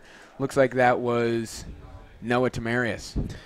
Tamarius lays the big hit there, but it seemed to be that there was some confusion there as Pete started to run to the right, but the handoff was intended for the left. He was able to turn around quickly, and he made it look pretty good, but there was certainly a confusion there for a split second. You know, I want to say that was some sort of a counterplay, given that Tweehouse did pull the ball before Pete could take it.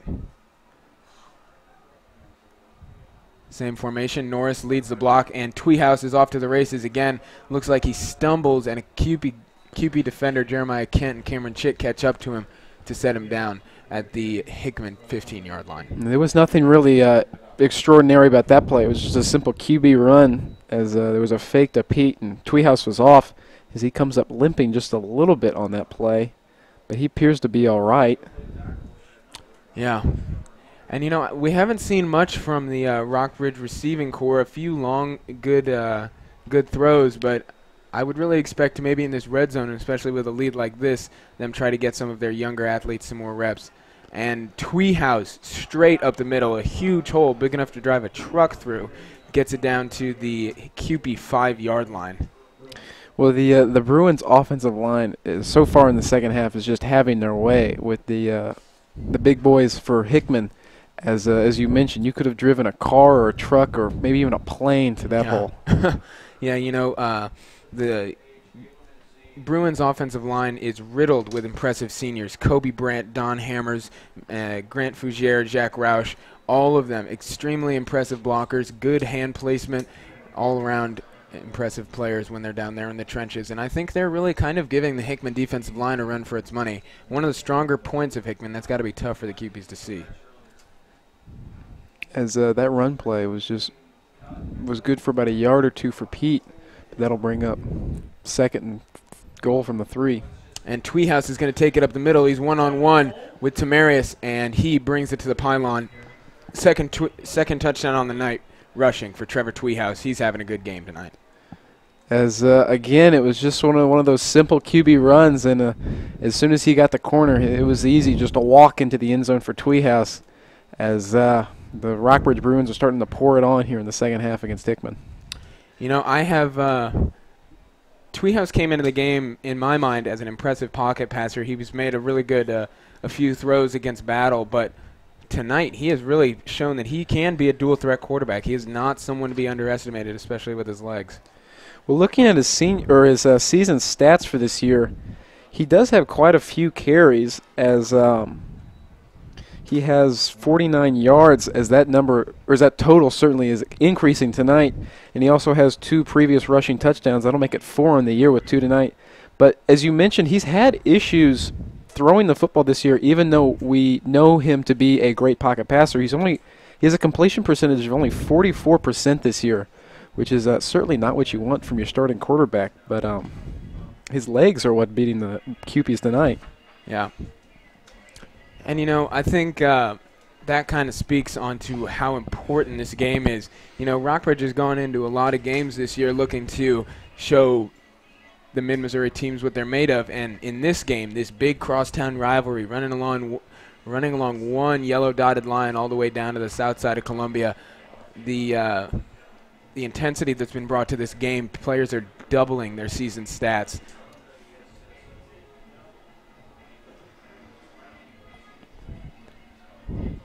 .329 left in the third quarter here. 3 to 28. Bruins lead the Cupies. Norris lines up to kick. Again, it looks like Ablin and Townsend back deep. Ablin is going to take it off the hop. Looks like he's kind of freehanding the ball, and he just sits down there on the 8-yard line.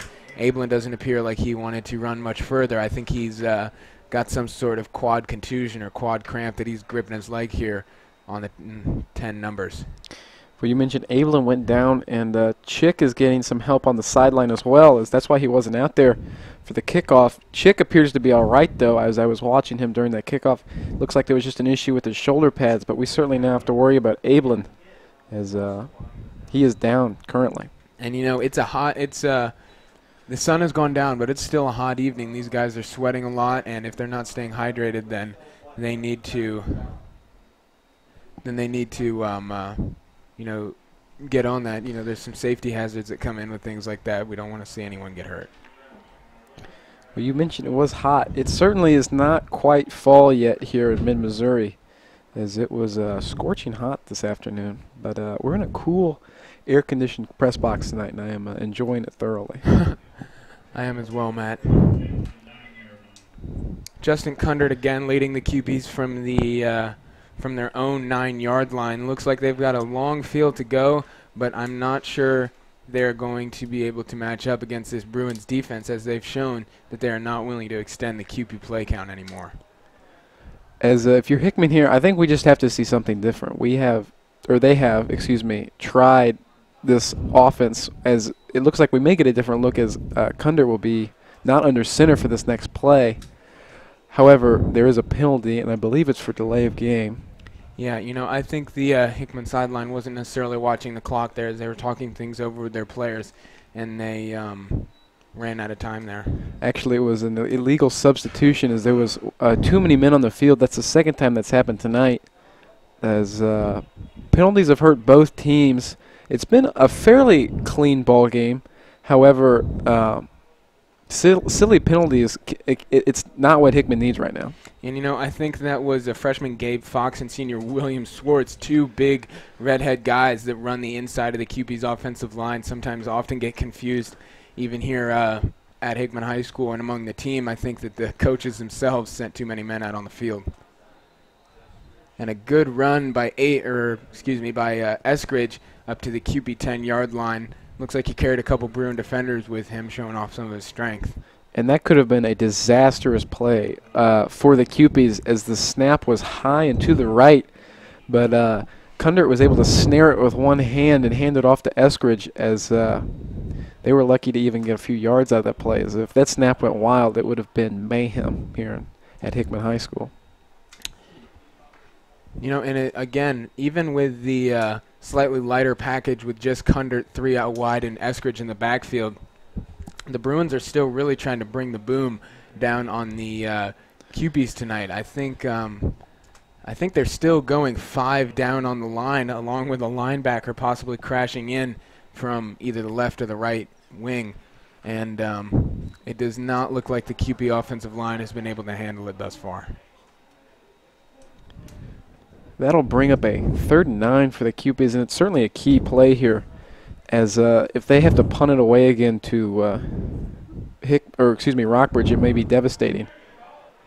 And Justin Kundert is thrown down hard by Rockbridge's. That appears to be Rockbridge defender Drew Boswell again. Bryson Clayton on the play. Yeah, Clayton came around that edge, was completely unblocked, and as Kundert was rolling out left, Clayton was in pursuit and just blew up. Poor Sunshine. Yeah, you know, Clayton, there was a good article written on him from our partners at the Columbia Tribune. I think that you know, he's really been playing his heart out this season. He's really trying to play college ball. He missed his junior season due to an ACL, and I'm not sure he's going to be taking any no's for answers. Good return by Kewan Collins, bringing it back to the Hickman the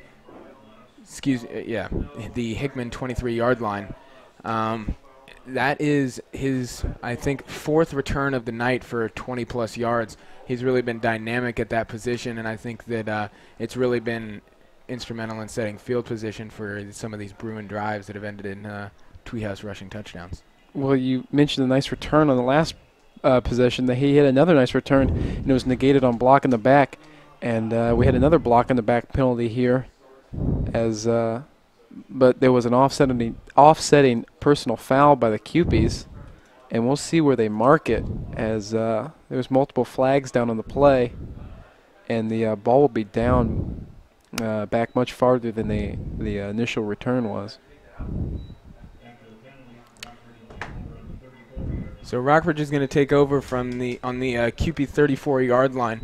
moving down towards the red zone here at Lamone Field. I think that the Rockbridge Bruins seem to have let up a little bit. It looks like they're not rushing Pete anymore. It looks like they've put in running back number 28, Peyton Carr, an outside linebacker usually, but it looks like they're going to give him the ball here. I think Pete might be done for the game. They might be saving him for some of their other upcoming games. They've also put in sophomore quarterback Grant Hadjick, brother of Justin Hadjick, an impressive basketball player who graduated last year. Grant is a big kid. You know, he stands at about 6'2". He's got a great arm on him, great fundamentals, and he's going to be impressive to watch here in the next few years. And there goes 28 Carr up the sideline. Well, it's interesting that so early in this game still, we're still in the third quarter, but they've already subbed in some of the second teams here. As you mentioned, Hadjisek and now Carr are in for the Bruins. Nice run there by Carr, though. Maybe we're underestimating the second team here for the Bruins. Yeah, might be seeing him a little more here in the upcoming few games. Hadjisek lines up, drops back to pass, and it is almost picked off by number 2, Jennings. Eskridge tips off his fingers. You were right the first time, Kieran. It was Jennings, as just a poorly thrown ball there by Hadjisek. And we'll see if nerves. He's playing, obviously, in the Providence Bowl. He's only a sophomore. We'll see if he settles in and is able to complete some passes. But it will be interesting to see this play here by the second team of the Bruins. Looks like they've also taken out a few key players. Will Norris. Reese Jarvis, though, left in the game, comes around the sideline and skirts up the far Bruins sideline, diving towards the pylon, and it does not look like he got there. It looks like he stepped out of bounds a little too early. We're going to watch this again. Yeah, it appears that his foot came out of bounds. I'm not sure he made it all the way there. He's disappointed by that one, but I think that he will have his glory here in a few seconds. As he made it certainly close. He dove for the pylon, but it looks like he stepped out just before he crossed the goal line. But that nice play will set up first and goal from the 2 for the Bruins. Looks like number 4, Kawan Collins, is brought into the game as a running back. Looks like they're trying to use his impressive speed they've seen on his returns here on the game tonight. And that is a touchdown for the Rockbridge Bruins. As first play in at running back, Collins makes his presence known. As he made it look easy. He's able to trot into the end zone for a touchdown. And, folks, it's starting to get ugly here in Columbia. Again, the Will Norris lines up for the point after attempt. You know, it really speaks to Rockbridge's coaching staff and their mentality as players that they can send in, 3-4 backs deep and still be extremely effective. We'll give head coach Van Venetta credit. He has come in and absolutely turned this program around. Rockbridge really had a down year last year, but his coaching throughout his career has always been highly successful. He has a career record of 59-18, and it looks like he will get his 60th win tonight. As we both have 2 coaches making their debuts, and I think both coaches have their programs in the right direction. I think Rubley's project, I think it has the right foundation. It's going to take time. As Venetta has the talent, it just wasn't utilized well last year, and he is really using it well this year. Again, you're right. I hadn't noticed that, but yes, you're correct. This might be one of the first times in Providence Bowl history in which 2 coaches have made their debut at the event. I think that's really pivotal. I think that's something to speak on. That there's some of the coaches are out of their element here. They haven't had much pressure like this put on them since they've taken over a Columbia program, and it looks like Venata seems to have called at least Rubley and some of his coordinators' profile or game plans. Norris lines up to kick. Chick and Townsend back deep again. And the ball is off. Chick is going to take it from the 3-yard line. Marquez Manuel. There goes Chick. He's up the sidelines. He's going to turn on some of this speed, and he is eaten up. Will Norris, the kicker, grabs him by his shoelaces and pulls him down at the QP 35-yard line. Well, Norris is 39-yard the line. Norris is the kicker, but he's also the starting outside linebacker, so it's not very uncharacteristic for him to get in there and make some tackles. As nice return there by Chick, but it may be just too little too late here for the QPs. 19 seconds left here in the third quarter. The score is 3-35. Bruins again for the last time, and Bruins again still leading against the QPs. Kundert lines up to take the snap. Eskridge eaten up in the backfield. Flags are flying. It looks like Roush and Hammers were in on the tackle. You mentioned Roush, Hammers. Parker Wright, the sophomore linebacker, was also in on the play. As we've got all kinds of yellow laundry all over the football field right now, as the referees will sort out the penalty here. But it's interesting to see that as the offense has been so stagnant for the QPs, we still have not seen anything out of Devin Crane, as I don't even think he has put on his helmet yet tonight. Yeah, you know, you're right, and I think that is a big loss for the QPs. Him, along with Christian Davis, I think really could have made some impacts here in this game, and I'm not sure that the QPs are doing too well without them tonight. They certainly made an impact, at least in the first few games of the season. In particular, against Jackson, Crane ran himself for 2 touchdowns, similar to what Tweehouse has done tonight, making his presence felt both with his legs and his arm. But just that the concussion from Crane 2 weeks ago has really set back this QP offense as they've had to make new adjustments. They've put in this offense that they've run this almost this entire game is an offense they just put in this week, as certainly a lot of change here for the Hickman QPs. Kundert lines up. That appears to be Eskridge. Appears to be Eskridge lined up alongside of him. And it looks like a... That's going to wrap up the third quarter. We have a score of 3-35. Bruins leading the 2017 Providence Bowl against the Hickman QPs. We're going to take a short break. We'll be right back.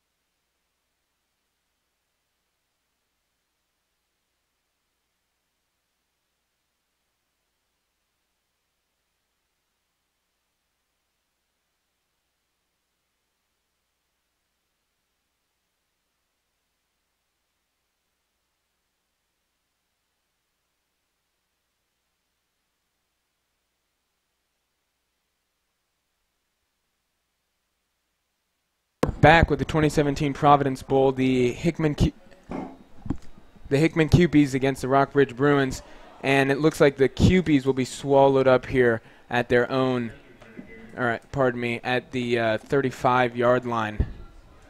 25-yard line. Great defensive play there by the Bruins, as just nothing going there for the QPs on that play.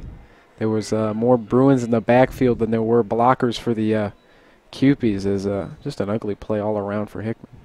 And you know, I'm not sure what Venata was, what Rubley was saying to his team, but he really brought a lot of the players into a huddle and gave them a few words. I'm not sure if he was saying, you know, we're not out of this yet, or if he was saying, you know, keep your heads up.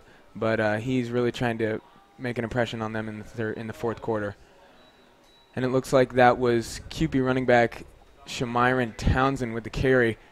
He's brought down at their own 25-yard line by a big band of Bruins. It's a quick toss out left there for the QPs to Townsend. They were just trying to use his speed to get that outside corner, but the Bruins prevailed in that one again, as it brings up 4th and 19. There's been a lot of 3rd and longs for the QPs tonight, and I think that's what's really killed them on offense, as now Wheelahan will have to boot it away. Wheelahan lines up with Charlie Monroe, Bohannon, and Nigel back to protect. Looks like they've got Reese Jarvis and Collins as a return team. And it is a high, short punt. And it looks like it touched one of the Rockbridge players, but safely traveled out of bounds. You're right. That was close to hitting number 14, Wyatt Toe, the starting wide receiver for the Bruins, as it was a high, short punt for Wheelahan, not one of his best punts of the night. And the Bruins will have field position right at the 50-yard line. They only have still another short field to work with here for the Bruins. 10:23 in the fourth. Lead still stretched to 32 points between the Bruins and the Cupies. Again, Hadjisek and Carr line up in the backfield. The second team offense for the Bruins here look to make some impact, as they will in the next few years. Hadjisek throws. Long ball to number 29. That appears to be Zach Boyles. Again, another young player looking to make an impact. Well, Boyles has had more of an impact on this team this year, as he's caught a few touchdowns, including that trick play we mentioned a few weeks ago against Battle. But that throw by Hadjisek there wasn't a bad one. It was just out of the reach of his outstretched arms of his receiver. Hadjisek looking to take over here next year. Hadjisek pulls the ball, runs up, and is tackled hard on the sideline by Noah Tamarius. Well, we certainly saw Tweehouse show off his legs, and Hadjisek shows off his running ability there too.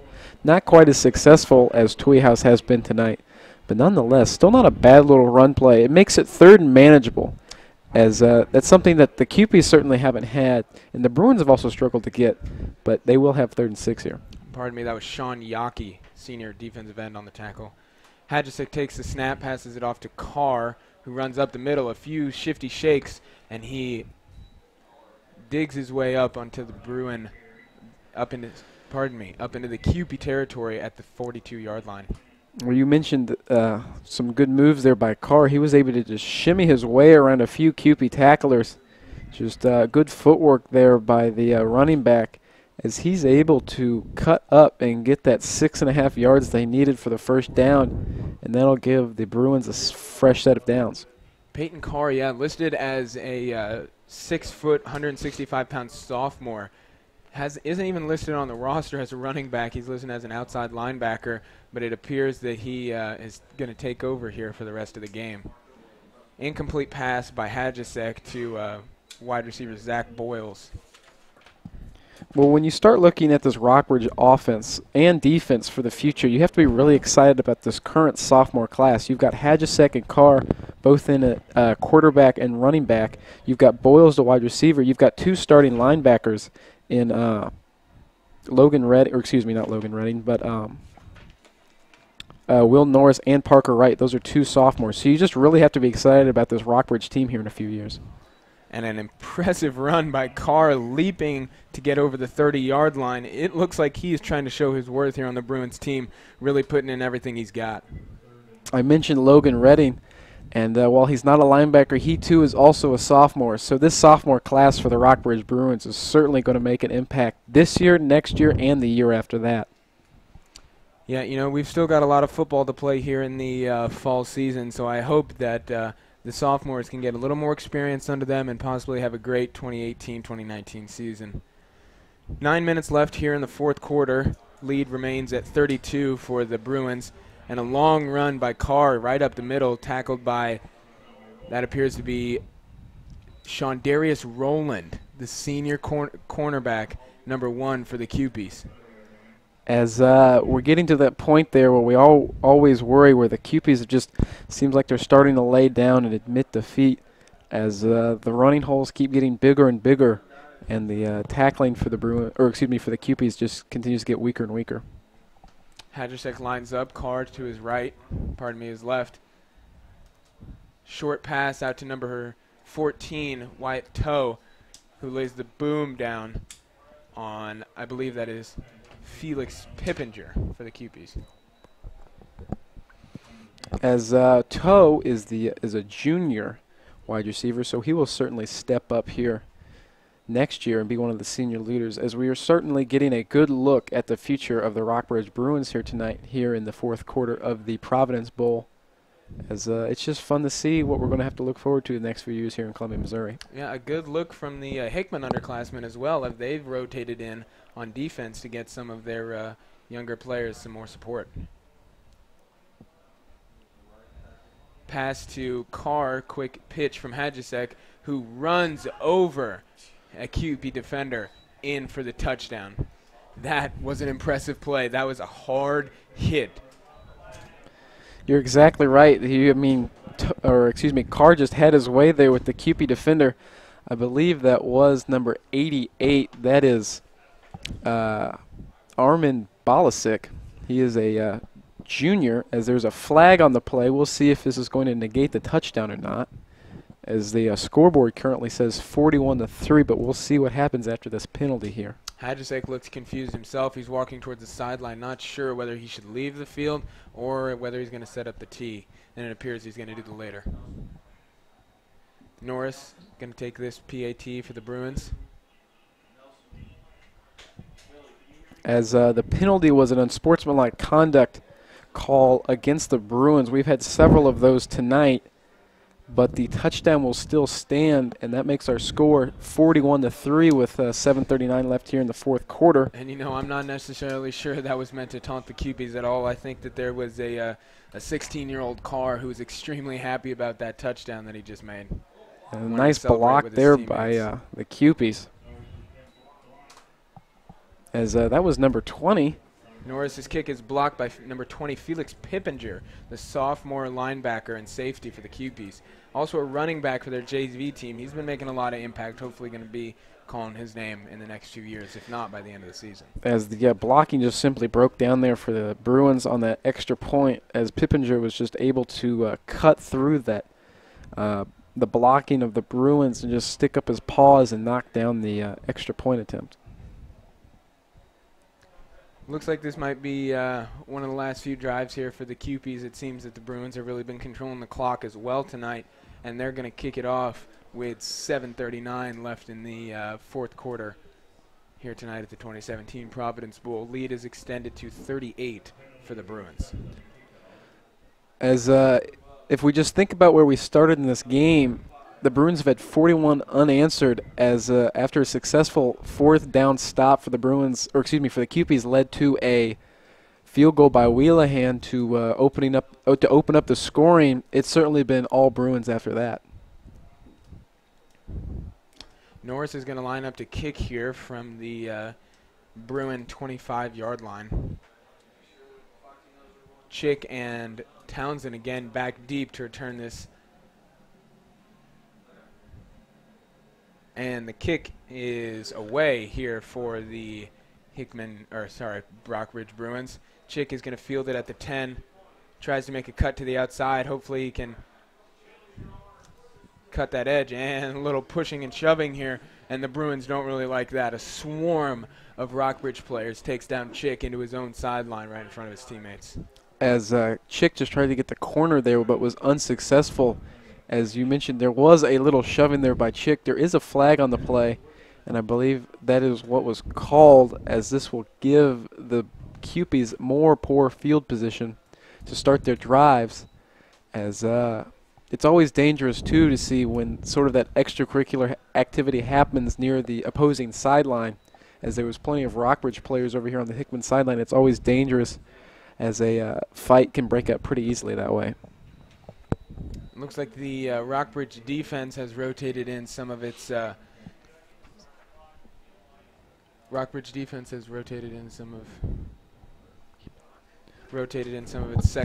second string players.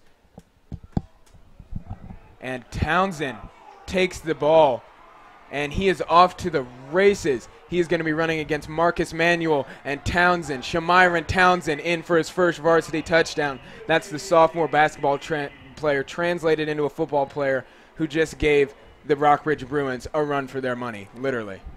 As we had some issues there with the audio, but we were able to at least show you guys that touchdown in the end of it, As great play there by Townsend as he was just off to the races, as you mentioned, and he showed off his speed there. That is an impressive, explosive player. I am really excited to see him in the next few years. As the Cupies finally get on the board again, as they've been shut out for the last 2.5 quarters. That'll make it 41-9. With and like I said, a basketball player, translated football player, about a week into this season, he has really started to make an impact. It looks like he might have found his second calling. Well, that's 2 basketball players. That's as that kick is blocked.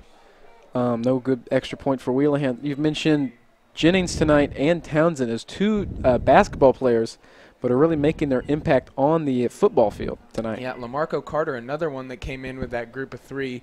A lot. They saw the athleticism of them on the basketball court and hoped that they could use it similarly here on the football field, possibly translate it into being effective for the Cupies. Well, when you have the situation that Hickman is in, and there seems to be just a lack of talent overall across all athletic sporting events for the Cupies, you need to pull that talent from other sports. You can't just have a basketball player be a basketball player. You need that basketball player to be a football player and maybe be a track star as well. You've mentioned Kotwitz runs track. He's now the quarterback tonight. Chick plays baseball. He's the star running back. You just really need those 2-sport or even 3-sport athletes to just share their athleticism with the various sports at Hickman. You know, and you're exactly right. Hickman has a lot of athletic talent. It is just spread really thin among a lot of its sports. And I think that being a dual sport athlete is really important. I think it was the last Ohio State championship team to win a national championship. 94% of all the players on that team played 2 to 3 sports in high school. That leaves about 8 players that did not play another sport besides football. And I think that really speaks to how athleticism in multiple sports can really develop you as an athlete. Wheelahan kicks off, sets it inside the 5, and that's going to be a touchback. Martez Manuel leaves it for the 20-yard line. As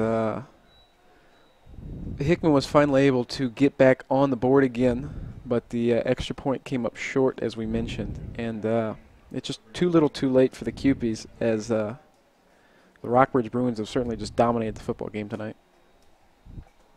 Yeah, and we were looking at this. We were hoping it wouldn't be this way. We were hoping to see a hard-fought battle, but it does appear that the Bruins have just absolutely taken over and are controlling the pace, the momentum, the cadence, the tempo, and the score of this game tonight. Hadjasek back in for the Rockbridge Bruins. He is going to finish out the game along with, it appears, with a new running back. Norris comes in, half of his shoulder pads still out of the jersey. This new running back for the Bruins, let's see if we can identify him here. Appears to be number 4. That's Kawan Collins. So, yeah, using some of his speed that we see here on the returns to make plays here in the line of scrimmage. And it's certainly not surprising to see Collins here, as we've seen him on multiple punt returns and kickoff returns tonight.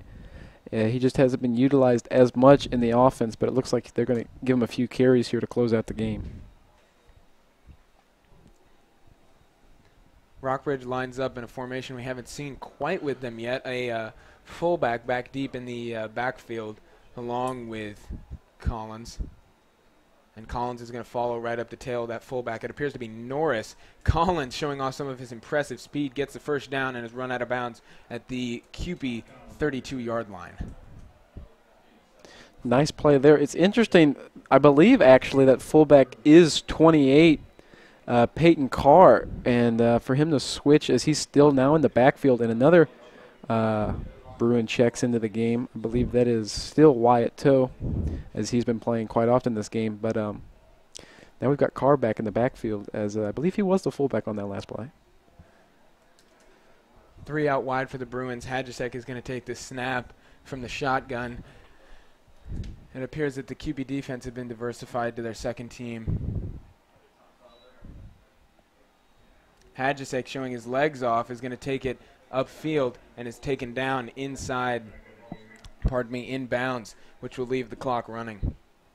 As the Bruins quarterbacks certainly like to show off their legs, as we saw Tweehouse for most of the game, and now you see Hadjasek as we've mentioned this future is bright, and if you have another dual threat quarterback, it's one thing to be able to sling it, but if you can beat him with your legs and your arm, that's an impressive combination. It is certainly an impressive combination. Hadrusek is still young. He's got a lot of room to develop. He's never played varsity football up until this year, and it looks like he has settled in well. It looks like he's just now getting his feet under him, and he's a young guy, which is nice to see. Hadrusek does line up from the shotgun again, 3 out wide, hands off to Carr, who's going to show off his speed again. The so-called outside linebacker who's taken up quite the job as a running back here in the second half of the game. Nate Pete has rested on the sideline, saving him for the next few upcoming weeks that Rockbridge has had. Matthew, you want to talk about the upcoming schedules here for the next few teams? Well, Rockbridge has a test next week. They have a home game against the Jeff City Jays, who actually the Jays currently trail SLU. I believe that game is in the fourth quarter, but after that they travel to Helias, and then they will play SLU at home, and then they end the year on the road against Francis Howell. Looking quickly in the Hickman schedule now, next week we're going to have a crosstown game again as they will travel to Battle. Then they will be home for homecoming against the Central Academy of Excellence. They will be on the road at Lee Summits West, and then Liberty North for senior night. That's a tough couple of weeks for both of the teams. Good matchups, good football to be played here in the next few Fridays. And we will be bringing that game to you next week as we will head out to Battle and watch the Spartans take on the Cupies. And that should be a fun matchup between two Columbia teams. Yeah, that's going to be a great game to watch. Battle has been lost a lot of seniors last year, but they've been still impressive again. Did get beat by this Rockbridge team, but as we see, they have no lack of talent, especially tonight. But yeah, the Cupies are going to have to really buckle down and focus on this upcoming week. Hadrusek takes a snap, passes it off to number he keeps the ball. Fooled me up here in the box, runs it up, and just past the line of scrimmage, 2 yards on that play. As we talk about this Hickman schedule, you now have to start wondering if where this first win of the season is going to come from. Battle will be a tough test. Battle certainly is a good team. They may not get it there, but their only win last year came against that Central Academy of Excellence, who they play the week after that. That will be a home game, and that may be where the Cupies get their first win of the year. That'd be great to send some of these seniors out with a homecoming win that Friday. Rockbridge lines up in a somewhat of a jumbo set, passes it off to number 24, who fights his way up and is flipped up over some of the QP defenders. That appears to be Andrew King, the senior running back. Well, it's good to see a senior able to check in and get a few reps as King, who's coming into the game. That's the first time I believe we've called his name tonight. It's always nice to see seniors who maybe don't play always get in and at least get a few reps in at the varsity level. Hadrusek lines up again, this time under center with Carr as a fullback, King again as the tailback. He's going to toss it off to King, who's going to take it, cut up inside, and is hit hard by that appears to be Riley Keevens, number 48, the big junior. As I'm not sure why King doesn't play a little more. He showed quite some edge speed there as he was hit hard, but he was flying right before then. Yeah, Keevens is going to feel that one tomorrow morning.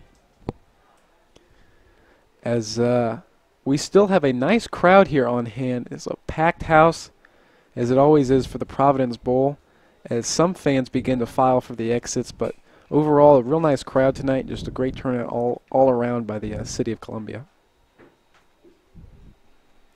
2:13 left here in the fourth. Hadrusek passes it off to King, who tries to deflect off a few QP defenders, but again is brought down by Keevens. Looks like those two have been matching up a few times on these plays.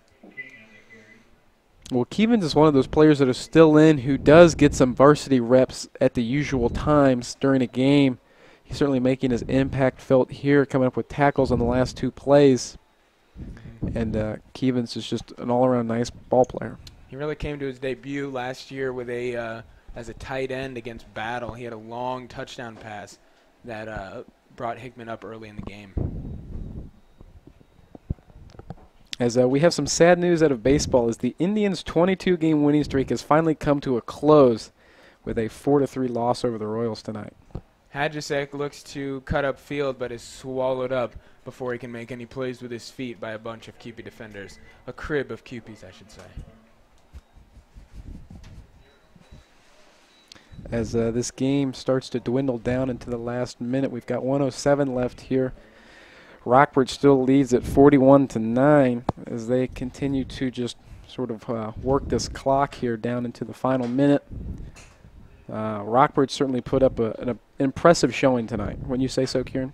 Yes, I would agree. It looks like we've got another quarterback in right now. That appears to be number 17, Sean Hamilton, the sophomore 5'9", 190 quarterback. He's going to punt it away, and a good ball by the quarterback. Puts it down inside the 5-yard line. Wow, incredible placement on the punt. That is an impressive job.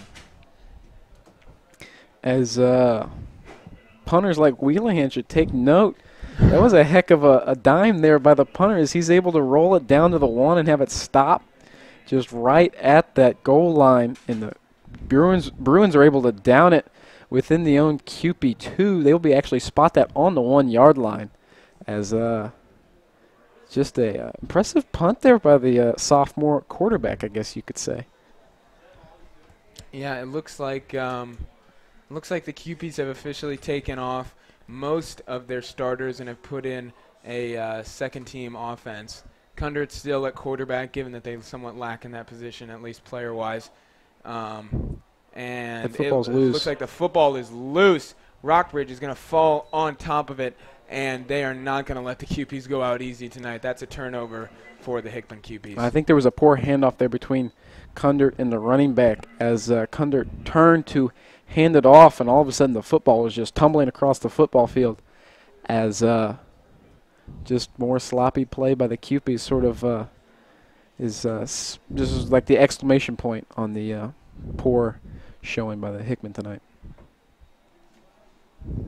And it looks like the Rockbridge Bruins are going to be in victory formation here tonight. Hadjasek is going to take the snap and take a knee here at the QP 15-yard line. As there was a flag on the play, and I am not sure what this is. Matt, let's talk a little bit on what we liked. Let's talk about the pros and cons of the game, what we saw from each side, and what we thought each team did well and what we thought they could work on. Well, we'll just start with Hickman. I think Hickman came out and they put up a great show to start the game. They led 3-0. There was a final after one quarter. They were certainly in this football game for a while, but just the issues, it's the same issues we've had all the time with Hickman where they lose that lead and then it just starts to avalanche for them, and it just gets worse and worse. And for Hickman to turn it around as a program this year and moving forward, they really just have to find that. And then when you look at Rockbridge, you really have to like what they did with this bounce-back game. They suffered their first loss of the year last week, and this was just a nice bounce-back win. They're able to capture the Providence Bowl 2017, and it is, I believe, 5 straight for the Bruins. Yeah.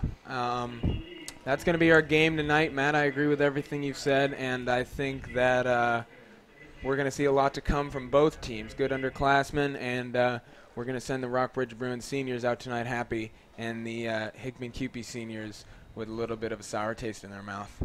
That'll do it for our broadcast. Thank you so much for tuning in. Special thanks to Joe Whitman. He always puts on a great production. For all of us here at CPS360, have a great night, and we hope you enjoy the 2017 Providence Bowl.